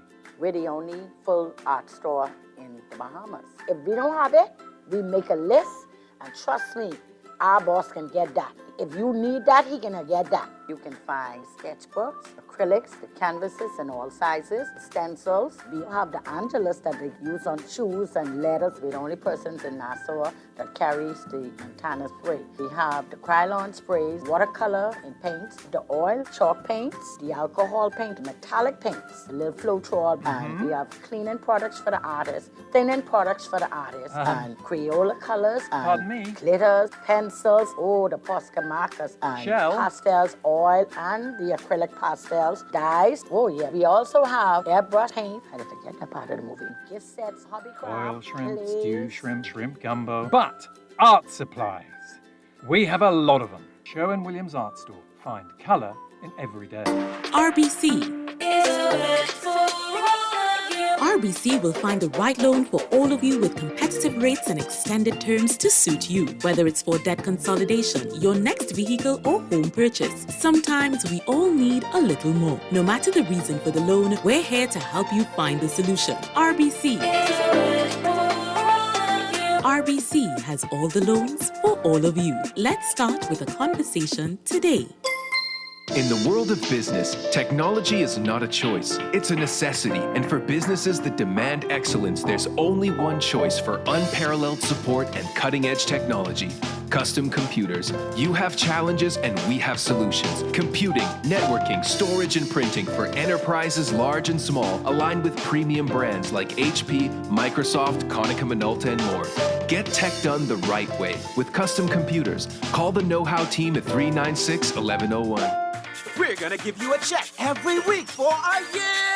Percy's pension plan, Island Game, keep you winning. Percy's pension plan, dream big, we will help you live it. Percy's pension plan, Island Game, we got you. Percy's pension plan, from the friends you can trust. If winning is a must, don't play the game you know, cause your best chance is with us. The most trustworthy name is Percy's Island Game. So put 20 on your account and ride this easy train at Percy's Island Game.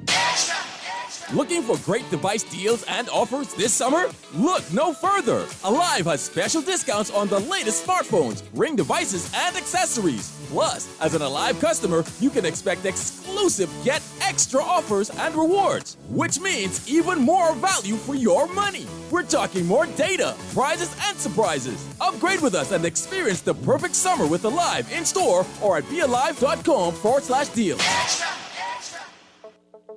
Tired of banks forcing you to use technology to bank the way they want you to? Your convenience is important. So no matter what your banking needs, Commonwealth Bank's friendly staff are always available in branch for that personal one-on-one service.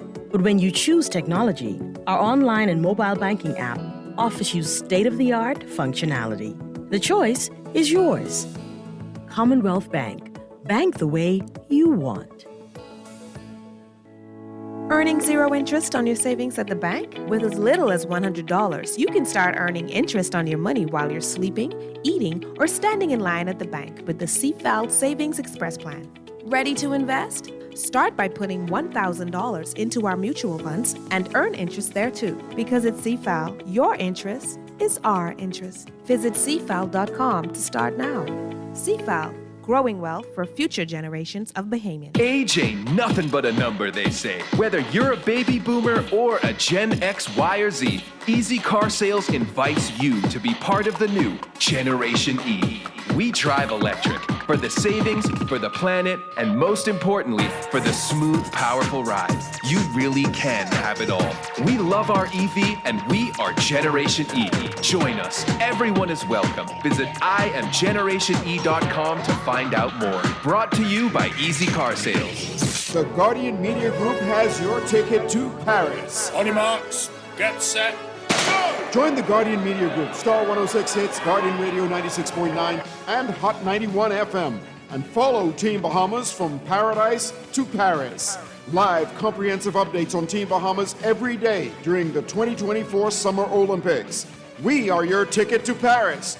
Nassau Guardian Sports Editor Sheldon Longley will be trackside, bringing you closest to our athletes in their quest for gold. From paradise to Paris. The 2024 Summer Olympics live updates brought to you by gold sponsors, the Bahamas Ministry of Tourism, Jimmy Wines and Spirits, distributors of refreshing Sands beer, silver sponsor Executive Motors, and the bronze sponsors Hertz Rent-A-Car, Nagico Insurance, Bay Street Garage, Nassau Motors, your Chevy and Honda dealers, and New Life Natural. Let the games begin. Stephen Gardner alongside 100-meter hurdler Devon Charlton. This is Guardian Radio 96.9 FM. Fresh news, smart talk, all day.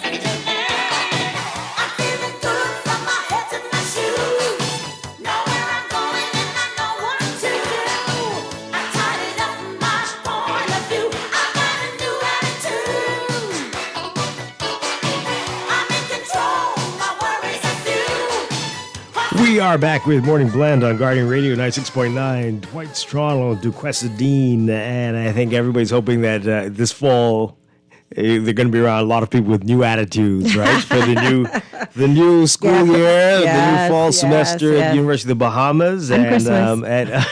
As Christmas approaches, right? Hey, it's only a few weeks away now before the new fall semester at the University of the Bahamas, and there's some information that new students need to know. Here to tell us about that, we've got Vice President of Enrollment, Management, and Athletics, Dr. Marcella Elliott Ferguson. Good morning. Great to have you with us. Good morning, and good morning, Bahamas.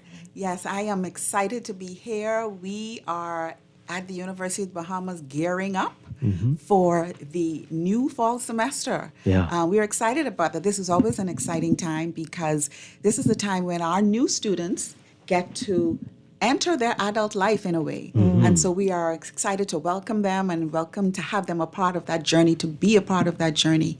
We are excited that this is our 50th anniversary at the University of the Bahamas. So we are celebrating our successes, and of course, we're always looking forward to moving forward and improving. When does the new semester start? So the classes begin August 19. Oh, that's very soon. And very soon. We have over 2,000 applicants, and we are continually processing and admitting those applicants.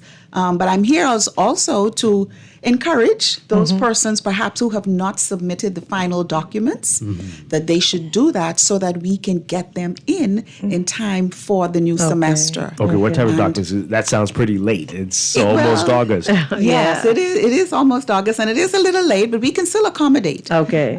So we have persons who would have outstanding passport documents. Okay. We also have persons who have outstanding transcripts. And so those are necessary for processing. So and I'm saying to those students anywhere, including all of our family islands, if you have not yet submitted all of your documents required, the first thing we want you to do is to check your email because the admissions office would have indicated to you what is outstanding. And then once you have that passport, upload it into the portal, which is the same portal by which you applied. Okay. So that's easy. We also know that there are a few students who say that they have submitted for their passport, but they don't have the document yet. Okay. And they're waiting for the passport office, and we understand that. And so we say to them, please submit the receipt indicating that you have completed the passport process, and we will consider that as well. Okay. So we want them to upload that. There are persons who say, I still want to bring it in personally, and of course we will take the walk-ins, but it's easier if you upload it, because if you bring it in, we then have to scan it and upload it. Okay. So that's one of the documents, the passport. The other document that we find that some applicants are still missing would be transcripts. Some are local, and some are persons who are transferring from universities abroad. And so we say to them, we really need those transcripts so that we can properly assess you, so that we can place you at the appropriate level. Okay. We do have, as many of our listeners would know, we do have many pathways of entry to the University of the Bahamas. One of them is the BGCSE results. One of them is placement tests. Another is SAT, etc.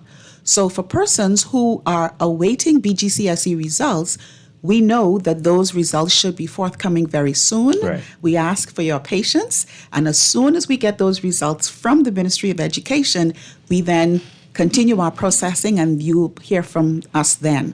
So, we have persons who say, well, my daughter would have gotten something and the other person hasn't yet. It could be because of the pathway that they have chosen. If you took SATs earlier and we have those results, then we're able to process. Okay. But, we encourage everybody. We want you at University of the Bahamas. We want to see you there. We want to be a part of your journey. And we say just complete the last little bit of information so that we can have you in. Orientation begins next week, but it runs for a week and a half. Okay. So even if you're not there on Tuesday or Wednesday, it runs until the 16th, 17th, 18th. So we have a lot of activities. And so I'm here to encourage all of our young people and our not so young people. All right, a lot of questions. So can you say how many students have not submitted all that they should have submitted by now? Do you have any idea?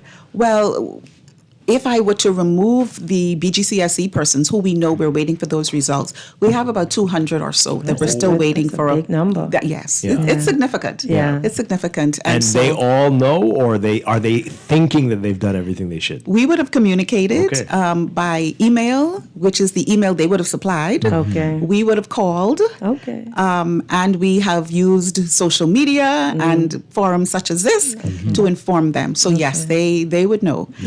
We realize, of course, that not all applicants are ready to come at this point. And some of them have told us that. So, well, no, I'm going to probably do it in January, or I'm looking at other options. So we realize that. But for those who want to be at UB, and it's a large number who are interested in coming to UB, we say just complete the process and we will see it through for you. So what happens if you don't do anything? If you're a student, you don't respond, you don't do anything, are you, after a certain time, you just are not going to be allowed to be enrolled, or how does it work? Well, if you don't complete the package at this point in time, then we will write you and say, look, we will defer you to January. And so you have a little bit more time to get the items in for the spring semester in January.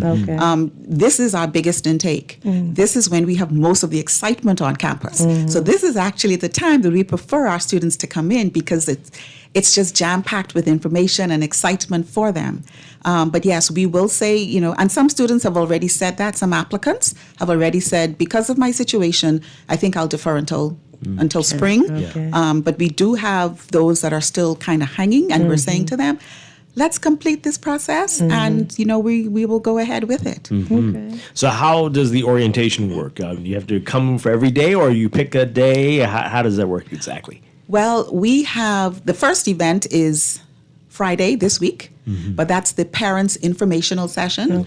And so we invite all parents, whether your child, your young adult, has received a letter or not. We say, come, because this is information that, that you will need later. And then after that, we have posted a schedule of when is advisement. And again, advisement is a week of events. When is orientation? A week of events. So to your point, there is 1 or 2 days when we specifically focus on Family Island students, for example. And so when they come in, we would have them do the tour of New Providence. So we give them a little extra because they are potentially new to the environment. So yes, there are days for certain things, but at any point in time, a student wants to find out more information, and if they appear, we will definitely accommodate them. Like yesterday, a student appeared and she said, I got my letter. What do I do now? I said, boy, you're ready. I said, you're ready. And so we were able to walk her through the expectations the things that she can expect. Wow. August 19th. August 19th, classes begin. Yes. That's literally there. It's early for most people coming out of the high school environment because they're used to the September time frame.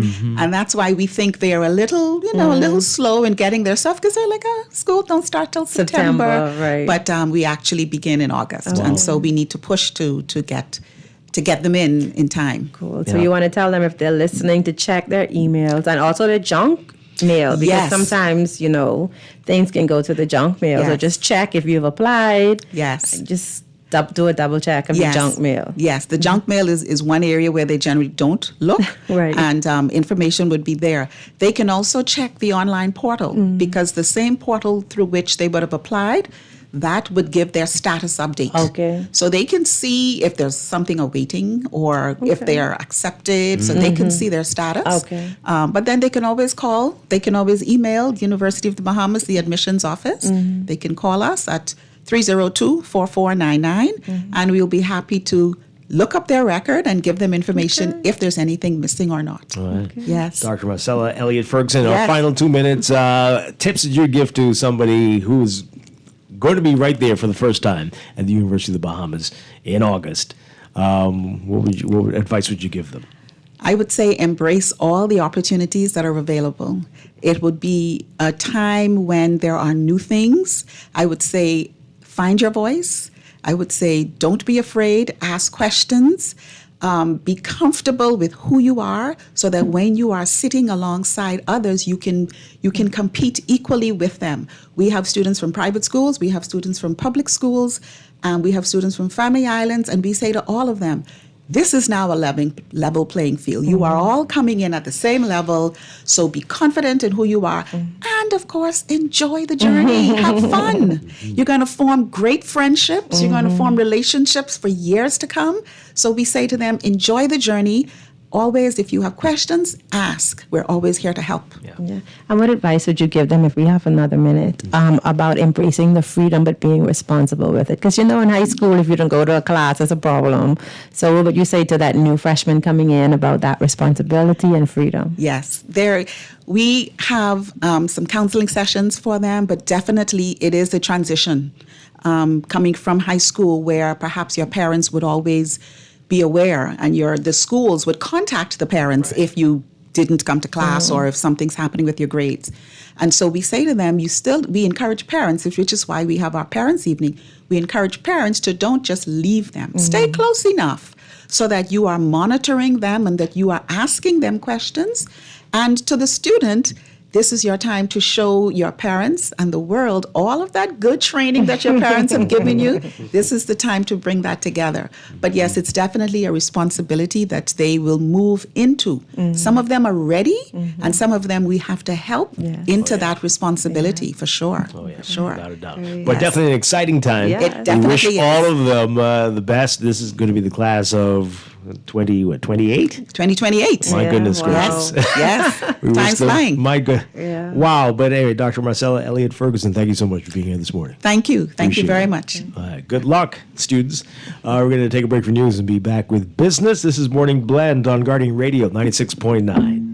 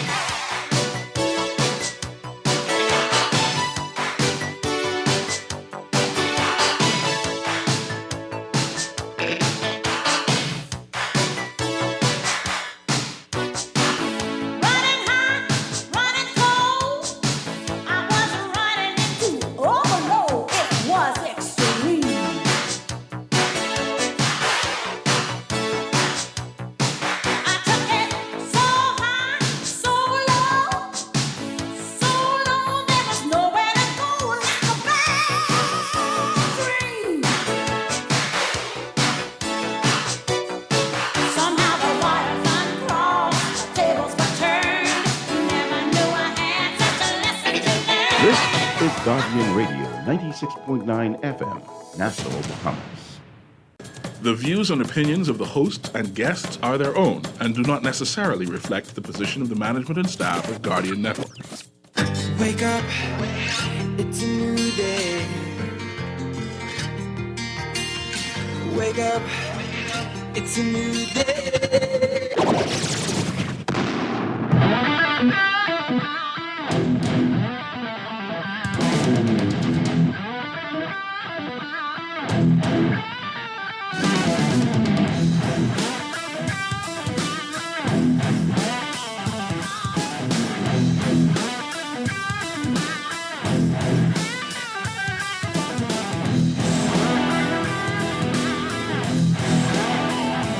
Good morning and welcome to Morning Blend Business on this Tuesday, July 30th, 2024. Welcome back to our Morning Blend listeners. Once again, I'm Dwight Strachan along with Duquesa Dean.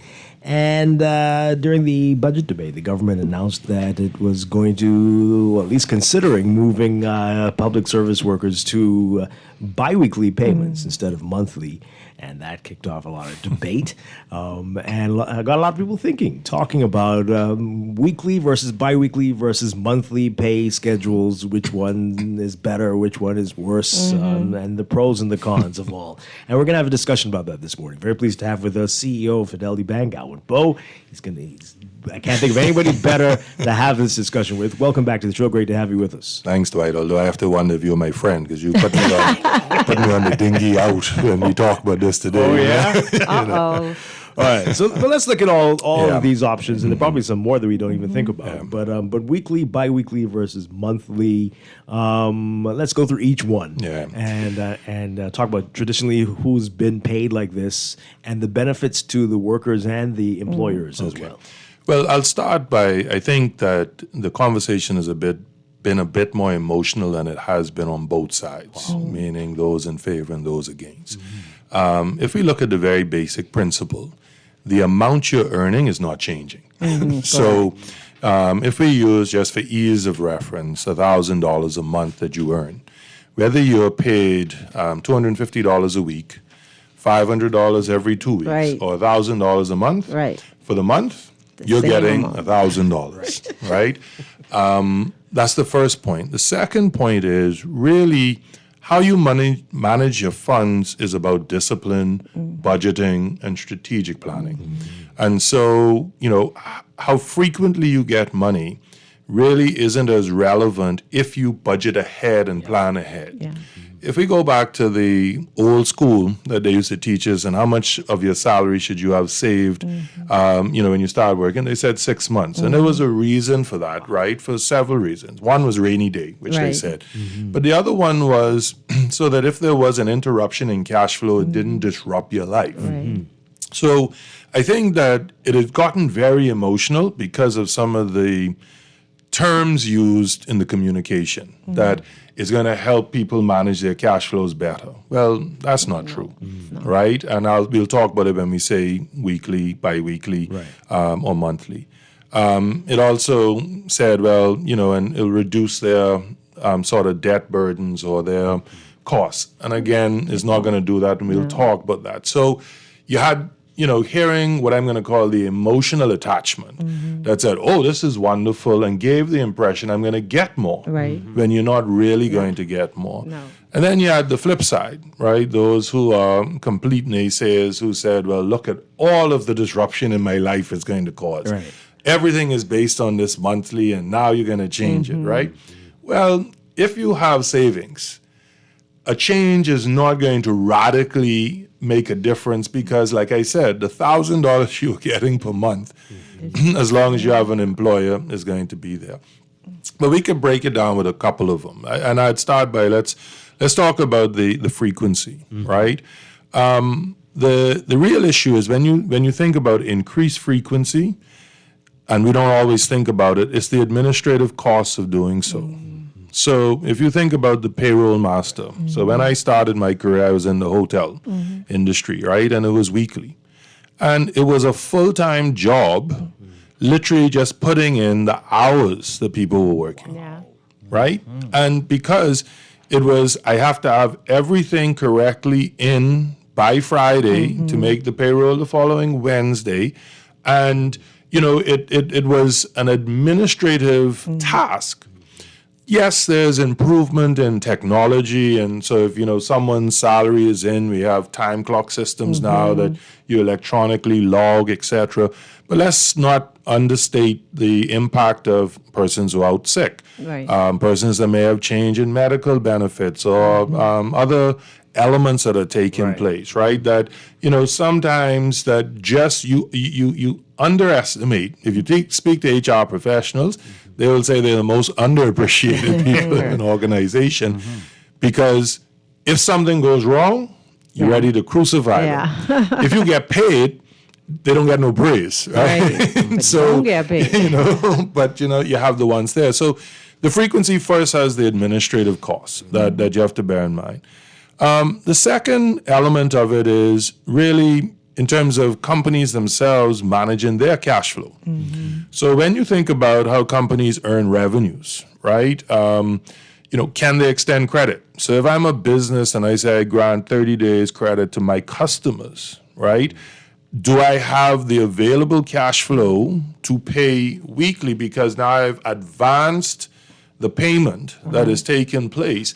And does it mean I have to get an overdraft? Because again, the total sum of money I'm getting is still going to be the same. But now I have a change in my cash flow outflows, right? And businesses up to this point in time have already sort of accommodated themselves based on the frequency. So they know inventory purchases or they know their supply purchases and their parties. But sometimes we don't look at, what's the revenue side that pays the salaries? And for employees, sometimes that's a big, big problem because they don't necessarily correlate the two, right? So in the chair that I sit, very often I have to say, if the company doesn't make a profit, I really don't have the ability to pay my employee, right? That's the part that I think that, there's a real disconnect. We have to bring that, and, and I'll come to some more real things that government hasn't expressed yet, which again creates some consternation or some apprehension. So if I'm saying, do my revenues match the outflows? That's a real issue, because it's not that the business is insolvent or incapable to do, but if it can't extend credit, maybe it can't make that sale, right? And if it has payment terms, how do those align, right? The next aspect behind it is who owes who what when, right? So if I'm paying you monthly and I pay you monthly in the middle of the month, technically I owe you for 2 weeks and then you owe me for 2 weeks as employer. So I'm talking from the employer perspective, right? If I get to bi-weekly, instead of owing for 2 weeks, I technically owe for 1 week, right? In the sense that, every 2 weeks I'm getting paid.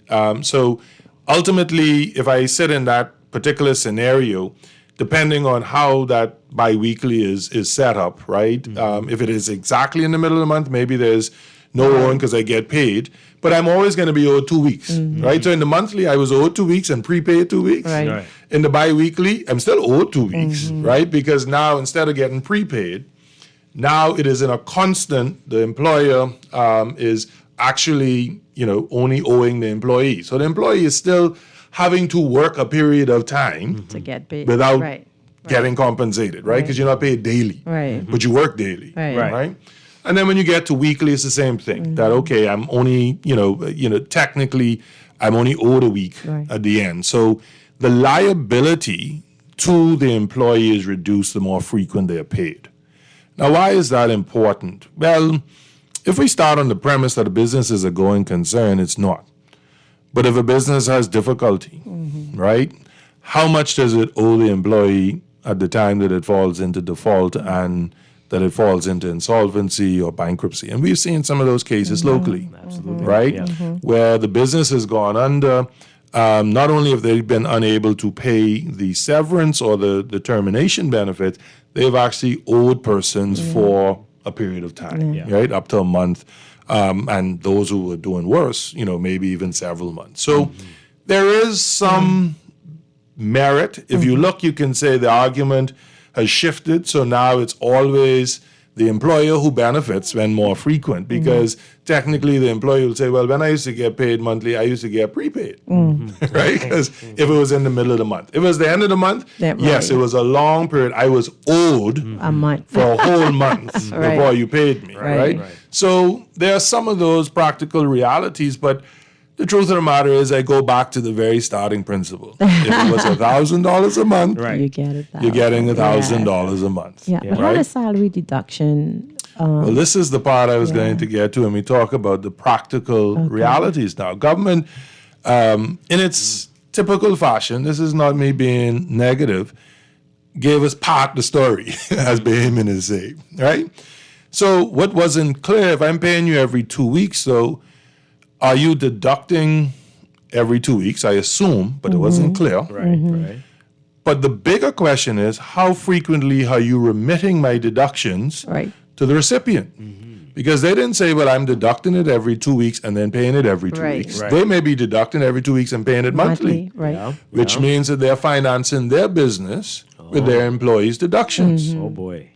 Now, I'm not saying they're doing that, but they have not said they're not. Right.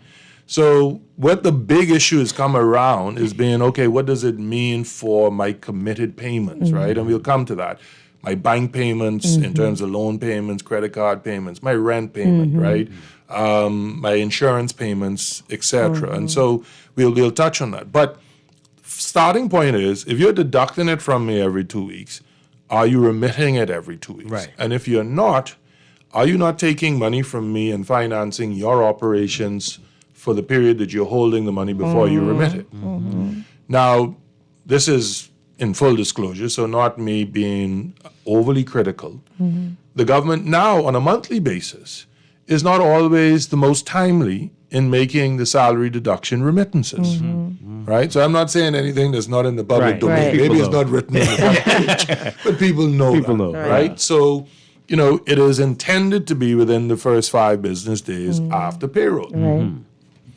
Let's just say that sometimes happens and sometimes doesn't. I'm not going to say most times, but I'm just going to say let's leave it as sometimes it doesn't happen that way, right? So when we look at things from that perspective, there needs to be clarity on the government side as well. Because when they made the comment, okay, that'll help the cash flows, it will help pay off debts, etc. Well, only if you're remitting in the same time frame. Going back to it at the same, you only have $1,000, right? You see a lot of, maybe scam is too harsh a word, but you see a lot of YouTube images saying, oh, if you make weekly payments, you will cut your debt by this radical amount. Well, no one has sat down and done the mathematics, right? When you look at it if we delve into it, yes, you are paid interest, or you're paying interest when you have debt that is outstanding. And the faster you pay the debt, the lower the interest overall cost. But if you still using the same 1,000, I can pretend you only earn 1,000 and you pay 1,000. But if you pay $1,000 a month, the interest in that month, you're not paying more than 1,000 a month. So whether you pay $250 a week on the debt, it's not actually going to reduce the interest charge for the month by that radical sum that people allege or suggest. Because for that month, and again, use easy numbers, I have a $10,000 obligation that's, earning interest at $10,000. Well, let's go to $12,000. I owe $10,000 interest. So that's $1,200 a year if I pay nothing. 12 months, that's $100 a month. If I think about it and I break that to say, well, when I make the 1,000 payment, $100 of it goes to interest, $900 goes to principal. And in the Bahamas, we never that good.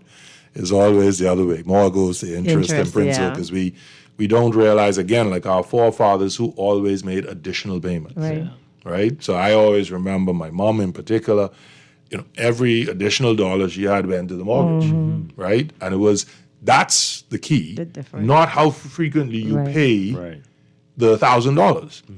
Because if you take that same month as $100 in interest and you break it down to the weekly, yes, it may not be $100, it's only probably going to be $98. So are you really saving? And then the question is, who's going to bear some of the administrative costs? I spoke about the payroll, but if there's a charge for every remittance from my bank account, and now I have to remit more frequently, am I being compensated for that? Now, this is not to carry us down the road of bank fees, right? Because, people can say, well, the banking is supposed to be charging fee know-how, right? And that's a different story, but banks must charge fees. For that one. We'll have a different day. Banks have to charge fees because there's a cost to providing the service. So I'll leave it at that, and we'll debate that one differently. But if I was making one payment, there was one fee.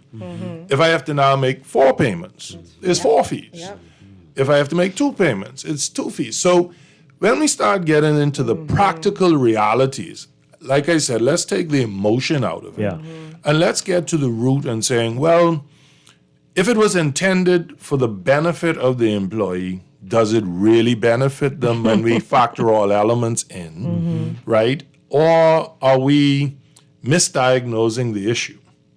Is the issue financial literacy, financial planning, and financial coaching? All right. So on that note, earlier you said that if you've got the savings, that this shouldn't even matter. It won't even be an issue. But that's, as you know, a big problem. And that doesn't here. exist. Right. So knowing that we have that issue. Well, this is where I come to now. Let's get to some of the nuts and bolts on a loan and think about it. So, to be honest, whilst I sit as the chairman of the clearing banks and I sit as CEO of Fidelity Bank, I'm also a customer of the banks, and I understand, the frustrations customers experience. And so I want people to know, sometimes they ask me for my KYC too, and I sit upstairs, right? So I say, you realize I work upstairs, right? And the ones there. But, there are some things that we can always be critical of the banks. But, there's no empathy on my side if banks have to adjust their systems for frequency of payment, right? So I've heard some of that. Oh, well, now is the bank going to be able to accommodate a weekly payment if it's set up for monthly? Those are system issues, and those are things we have to think about. But let's take, for example, that we have that your monthly payment is your monthly payment, and how frequently it's done. If it stays as a monthly payment, and let's talk about the practical reality, but you get paid bi-weekly, you have to have the discipline to keep half of what you need to make in the monthly payment in your pocket. Right. Now, I'm going to say the banks don't trust that discipline. So what's going to happen is the monthly payment, when its due date would have been towards the end of the month, because that's when payroll, if it doesn't change from a monthly, and I said, we would have to look at system and or payment frequency. But let's just assume it pulls its monthly payment back because it says, well, the first bi-weekly payment, I want all my loan amounts to come out. Is that negotiable? Can you? That is. That is. So, but what I'm saying is no one has spoken about that. Okay. Right. Because, so if, going back to that same scenario, and let's make it more practical, your loan payment is $200 a month, you're earning $1,000. When you get paid $500 now every 2 weeks, if $200 comes out of the first week, yes, you will have the full $5 the next week. Right. But in your mind, you were kind of thinking, well, I needed $400 this week and $400 next. The problem is the discipline of our persons, because, like I said, if you had savings, this wouldn't even be an issue, because whenever the $200 comes out, I have savings, so it doesn't really matter. My salary comes in and it just accumulates in the savings. But if I now pull forward the payment and I have to pull forward the full amount, that's going to be an issue because I'm going to have a significant amount. But before we get to that, just where I started, think about it this way. If I get paid more frequently, but my expenditure is still on a monthly basis, is that going to cause more or less problems for the person who's having difficulty managing their cash flows?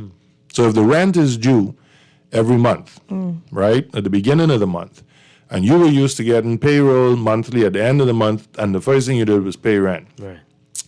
Now you're running into a situation, well, I got paid at the beginning, first week, second week. I remember that I have enough in the last week to make the rent. That's it. But you don't. And so when I said it goes to financial literacy, financial planning, and financial coaching, the reality is if we are disciplined, right? And I'll use the example that all of us as Bahamians know if we're old enough. ASU, not in its current form, but in our legacy form, it was a form of discipline that said, I may not set it aside myself, but if I'm in a group of 10 persons, right, I'm going to throw my hand. But what was that? It was really taking money out of your income and saving. It was just adding a discipline, and then you got this lump sum, and persons were able to work with the lump sum, right? So I say to persons, that's the beginning of, we don't see it, but crowdfunding. And it was the beginning of, collective investment because persons work together, pool resources. So I got to fix my house at the beginning of the ASU period. You get to fix yours at the end, or the children's school fee came due. But it was financial planning. That's all it was. We don't have that exists anymore. And so when we pay persons, so you started by saying, well, who gets paid what when, in the sense of some of the industries. The wage industries, and particularly those that are not what I'm going to call stable employment, meaning construction, auxiliary services to water sports, other things that have peaks and troughs. They may only work a week, off a week, work a week. They typically are paid at the end of every work week, right? So you see a lot of labor type, landscaping, construction, like I say, things that are cyclical, but not even with long cycles, cyclical on a weekly basis, right? Those persons are typically paid on a weekly basis. Even the hotel system, so I mentioned, going back to my days coming out of UB, and I heard them earlier, so I always have pride when I hear that. I remember at that point in time getting paid weekly, that I said, and I remember the paymaster, Bernie, like, that was your friend. You made sure you stayed close. But, the hotels largely, all of the major hotels have said, doing this weekly, we cannot sustain. So all of them are now bi-weekly. They're not monthly. They have certain employees that I think, senior management, et cetera, some. But I think, by and large, they're on a bi-weekly system. So you have a number of, I'm going to say, professional businesses that tend to pay bi-weekly. Certainly the hotel sector is one of the largest that tends to pay bi-weekly. So if we think about that as 50%, tourism, we say is 50% of the GDP and, a large part of employment. A large part of the employment in tourism is hotels, and so you will find that it's being paid every 2 weeks. You tended to see the professional designations being paid monthly, and more people got lumped into it, but you tended to see, the accountants, the lawyers, the doctors, tended to get paid monthly, and some may argue because they had bigger salaries and could manage it better. But again, in government, teachers, the policemen, the government workers, and I think we are sort of discounting the fact that they've already learned to manage on a monthly basis, right? So what is the driving force? And is it truly, because surprising to me, I didn't hear a large outcry from the workforce to say, let's do this. In fact, it was the opposite. Right? To say, like, you're going to come and disrupt, my life. Like, I've already learned that I don't have this money. Right. But even within the professional ranks, right, I have some colleagues who say to me, right, that we need to pay more frequently in my institution. And using Bahamian vernacular, I tell them the devil is a liar. I mean, But I think about the administrative side. And then I say, well, we're a bank that preaches financial coaching. Can we not coach our own people to say that really the frequency of payment is less significant than pre-planning and forecasting? Well, we're bringing that up as it relates to financial coaching and helping people learn discipline and managing. And we were talking about minimum wage earlier, and you hear a lot of people within that pay bracket say it's impossible to save. Because you say if you have savings, it really wouldn't matter. So, from the perspective of I'm only making $1,000 a month, how do I save? Like, what is something that you would say so that it doesn't make a difference when you get me? What is something that you would say to that person? Let me, at the risk of being heavily criticized, everyone who says they can't save, it's they didn't have my grandmother or they didn't have my mother, right? How many of those same persons go and get a specialty coffee each day? Somebody texts about the big lunches. Right. How many of those persons have the latest smart device? How many of them are wearing $150 pair of tennis, right? Because that's the fashion and the style. And I'm not saying all, so don't. I certainly don't want to tar everyone with the same brush.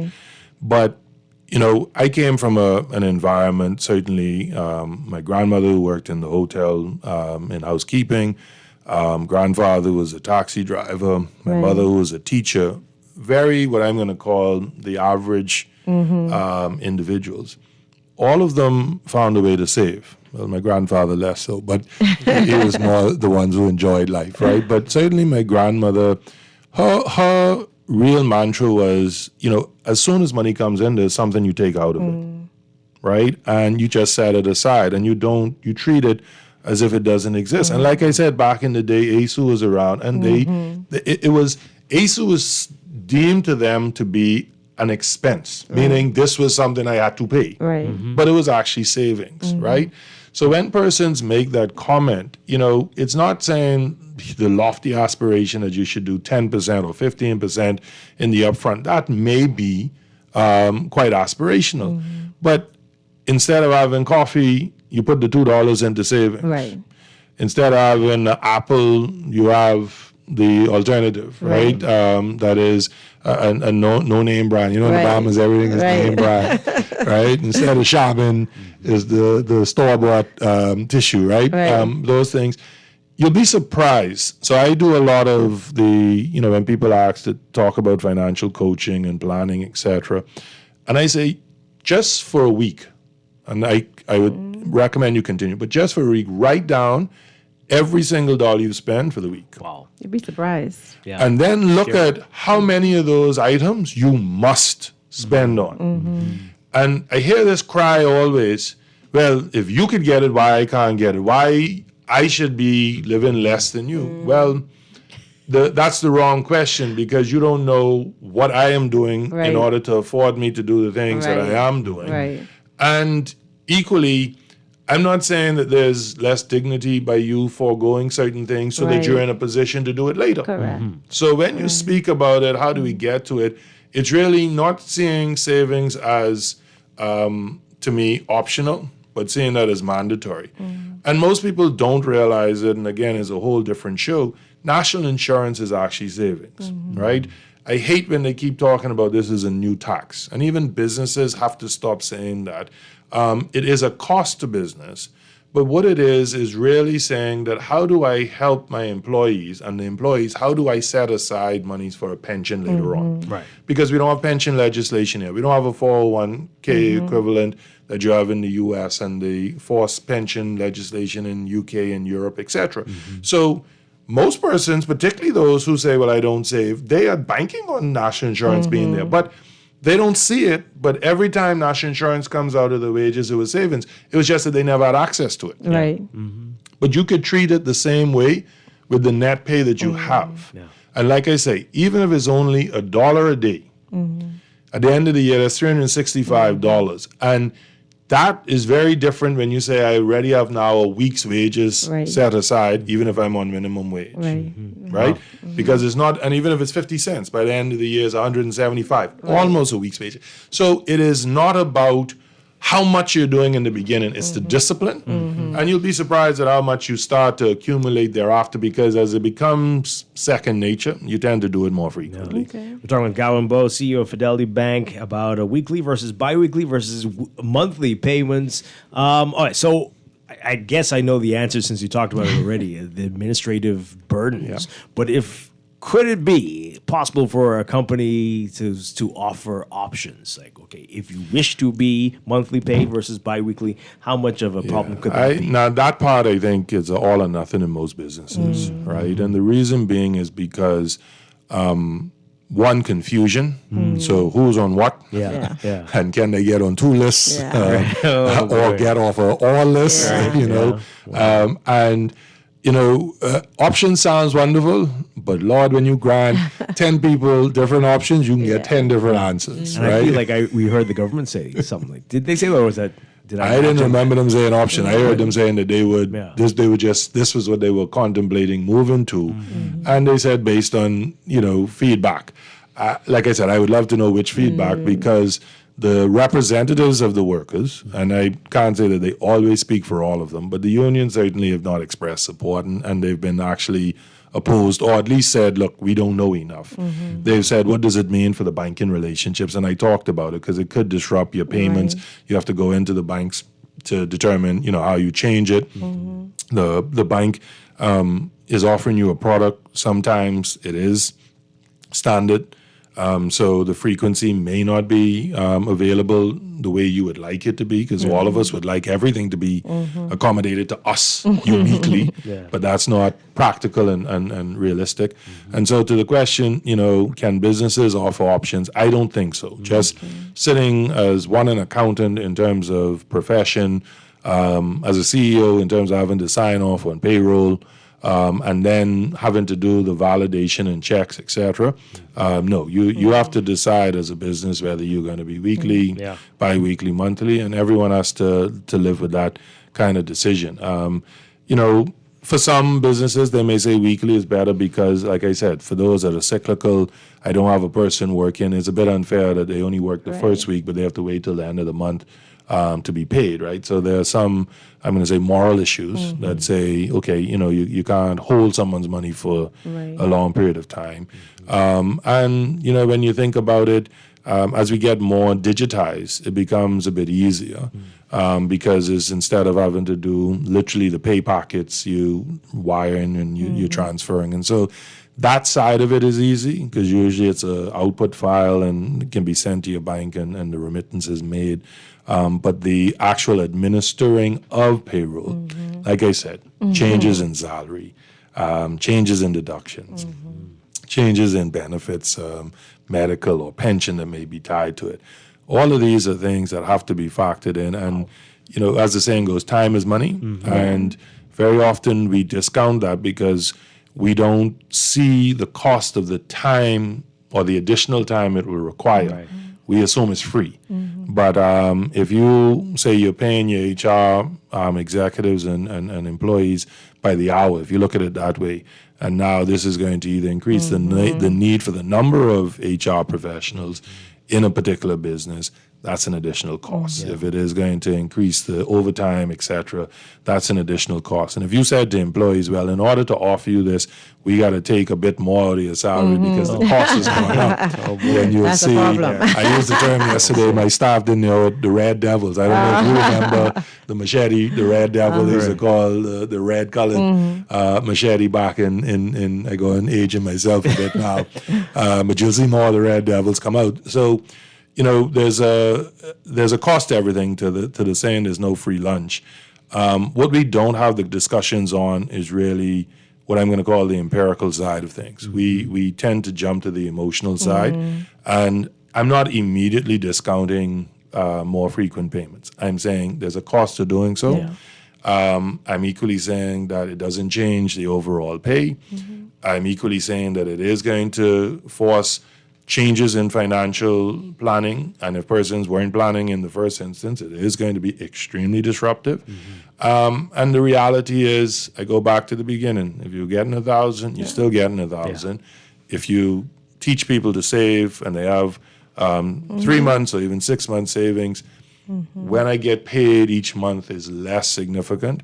And again, is not discounting to the families who are literally saying, look, you know, all of it goes to rent, food, children's education, etc. I hear you, but ask yourself, is it truly all going to what you say, or is some of it going to elements you don't even see?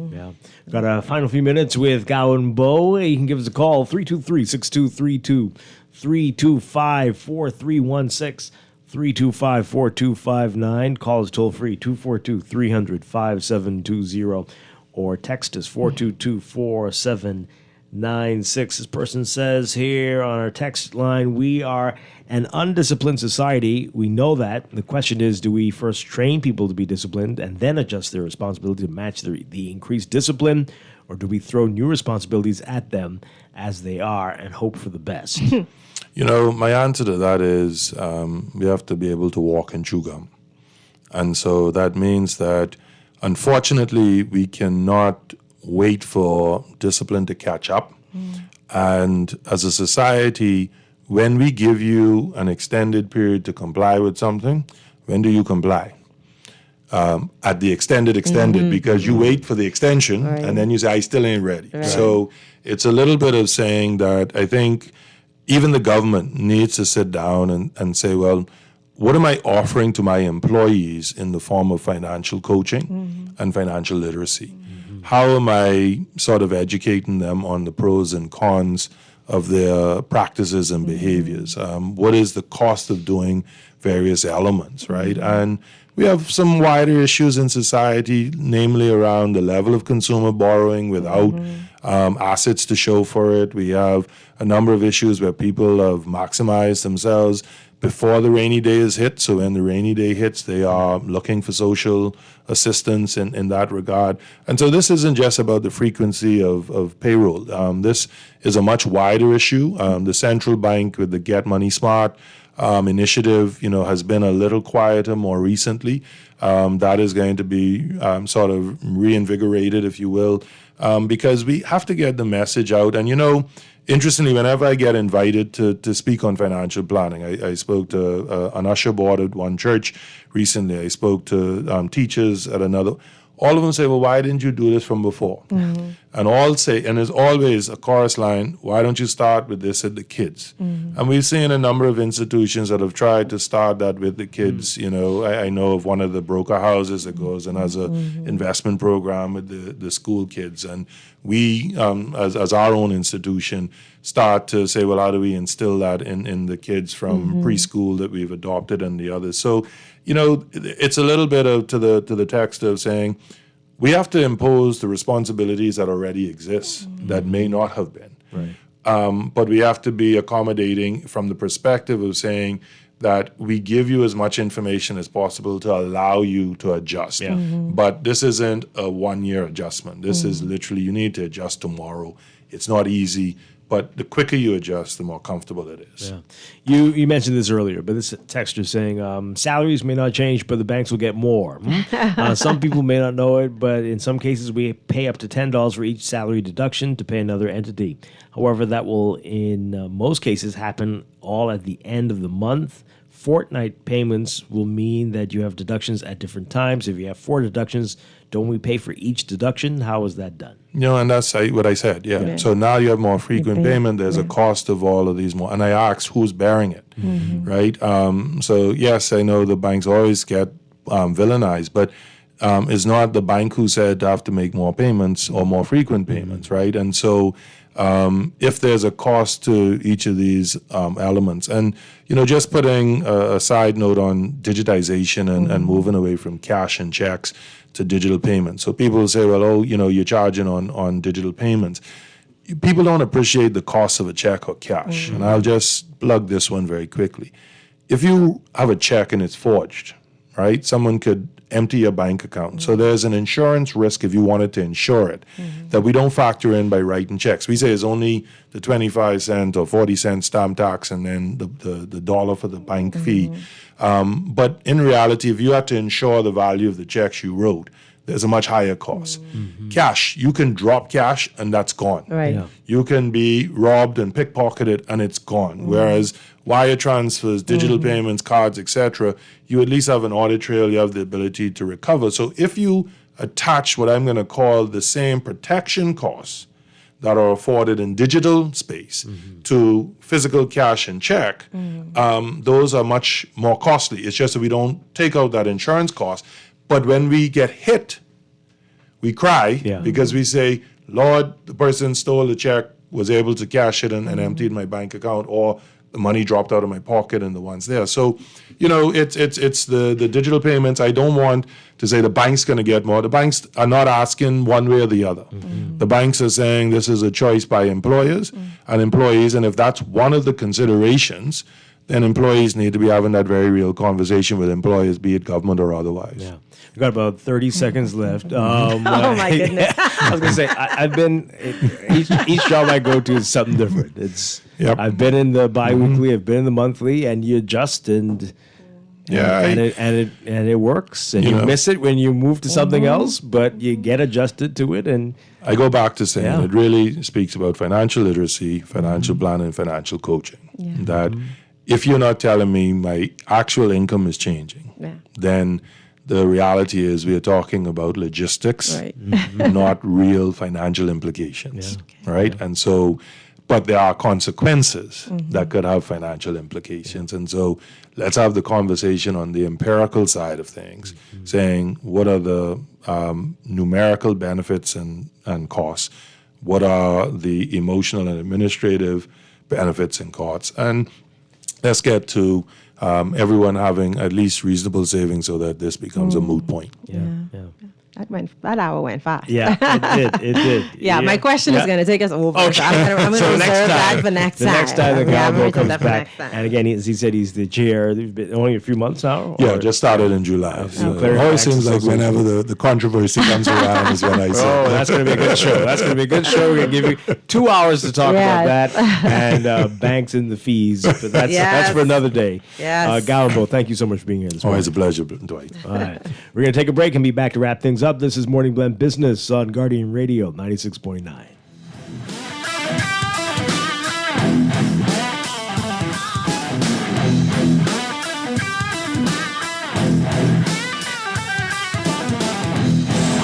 When I realized my edges were thinning and I had bald spots, I couldn't believe it. My healthy hair was gone. Luckily, me and Miracles reached out to me with their hair growth oil and I thought it might work, but I didn't expect it to work this quick. Consistency is key and I use the oil every day. My hair not only grew back, but it grew fuller and softer too. The oil is only $15 and it's available in Nassau and Freeport. Give us a call at 242-535-4622 for more information. 535 4622 Imperial Looks.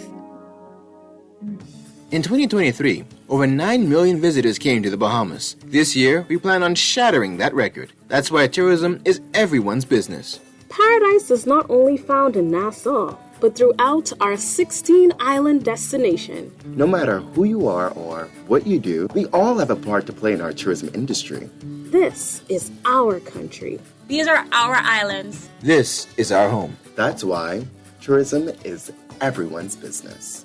Ready to save? You can put $100 into the CFAL Savings Express Plan and make sure your money keeps growing. Earn interest on your savings while you're sleeping, eating, or standing in line at the bank. Ready to invest? Start by putting $1,000 into our mutual funds and earn interest there too. Because at CFAL, your interest is our interest. Visit CFAL.com to start now. CFAL, growing wealth for future generations of Bahamians. You try to rest, but roll with the best. For all your printing needs, there ain't no one better, no. For posters and banners, magazines and flyers, for window decals, greeting cards and newsletters. No job too big and there's no job too small. You name it, we can print it. Just give us a call. Let Print Masters bring your masterpiece to life. Located in the Nassau Guardian Building, telephone 302-2361. Now let me see now. 326 EPIC. Hello?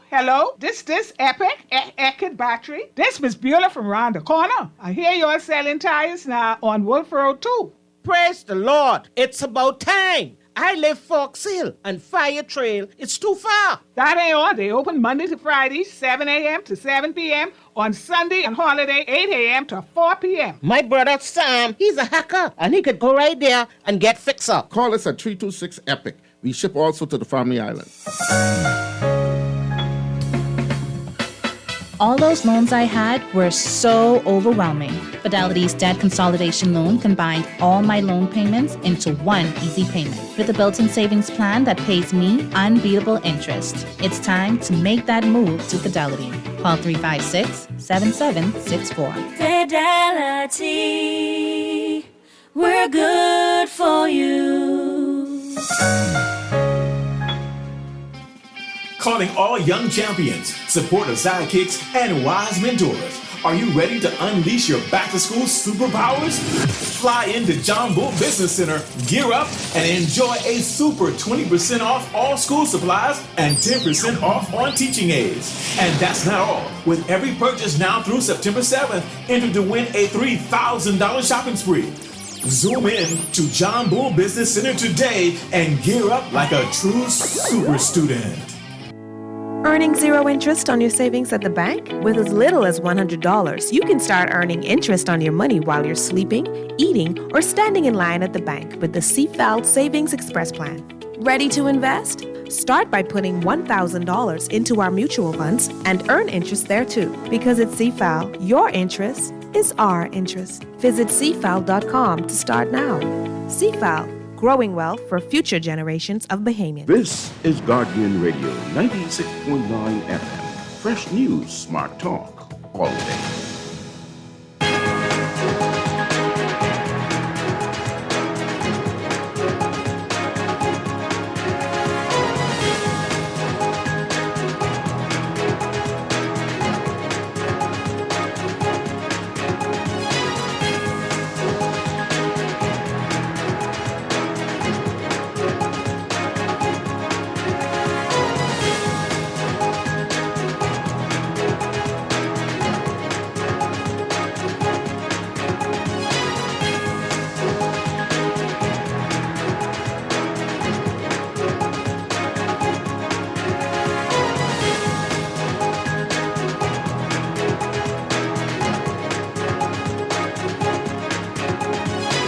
It is time for Morning Business Report brought to you by CFAL.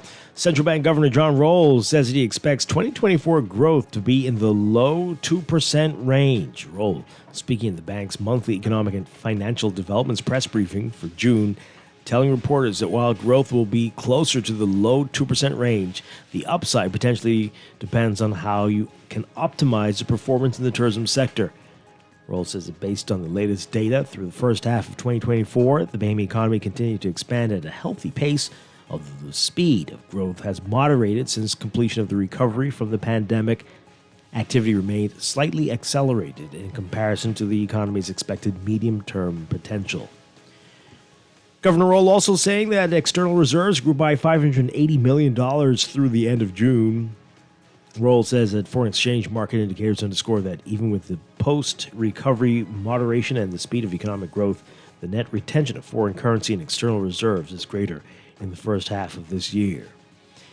And Governor Roll also telling reporters that the recent global technology blackout caused via an update of software by cybersecurity firm CrowdStrike should not cause a pullback from the country's digitization push and its benefits.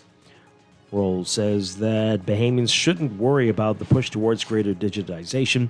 You can read about his comments in today's Guardian Business section. The kid-friendly version of the Caribbean's best-known all-inclusive resort brand, Sandals, will be developed in the Bahamas when Sandals Emerald Bay undergoes a $100 million transformation into the Beaches brand. Sources telling Guardian Business that the property is scheduled to close on August 15th for 6 months as Sandals Resorts International carries out major construction on the property. According to a source, there will be a markedly larger resort at the same site where Sandals Emerald Bay now sits. Several years ago, Sandals purchased the adjoining property to its Emerald Bay Resort. It was speculated then that Sandals would consider putting a Beaches at the property. Source telling Guardian Business that while there are more than 400 employees at the property now, the Beaches property could boost employment to some 1,000 workers. Read more about that again in today's Guardian Business section. Overseas, the income gap between white and black young adults was narrower for millennials than for Generation X, according to a new study that also found the chasm between white people born to wealthy and poor parents widened between the generations. By age 27, black Americans born in 1978 to poor parents ended up earning almost $13,000 a year less than white Americans born to poor parents.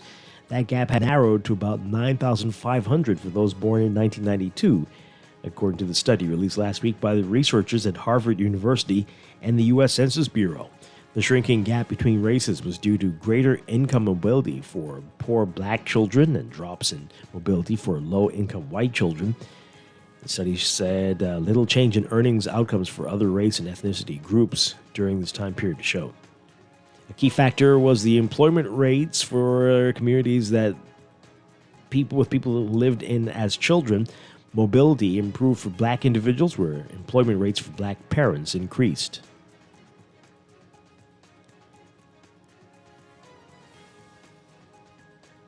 And Pfizer now expects 2024 earnings to wind up well above analyst expectations after starting the year with a forecast that disappointed Wall Street. The drug maker also said today that sales growth for non-COVID related drugs like the blood thinner Eliquis helped it deliver a better than expected performance in the recently concluded second quarter. Company shares climbed in early morning trading. Overall, the drug maker's net income tumbled 98% to $41 million in the quarter, hit by a roughly $1.3 billion restructuring charge for a manufacturing optimization program. But total sales grew 2% to $13.28 billion, which Pfizer officials noted was the first year-over-year growth since the end of 2022 when COVID revenue peaked. Pfizer's adjusted earnings in the quarter totaled 60 cents per share. Closer to home in your Market Watch, recapping trading on the basics from Monday. Your market movers: Commonwealth Brewery moving 200 shares, closing at $11.01 unchanged. Commonwealth Bank moving 12,000 unchanged at $5.08.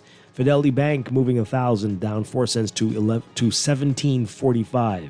Consolidated Water down 22 cents to 5.67. Emira Incorporated down 4 cents to 8.64. The Basics All-Share Index closing at 2,927.11, down 0.30. That's your Market Watch, and that is your Morning Business Report, brought to you by CFAL, growing wealth for future generations.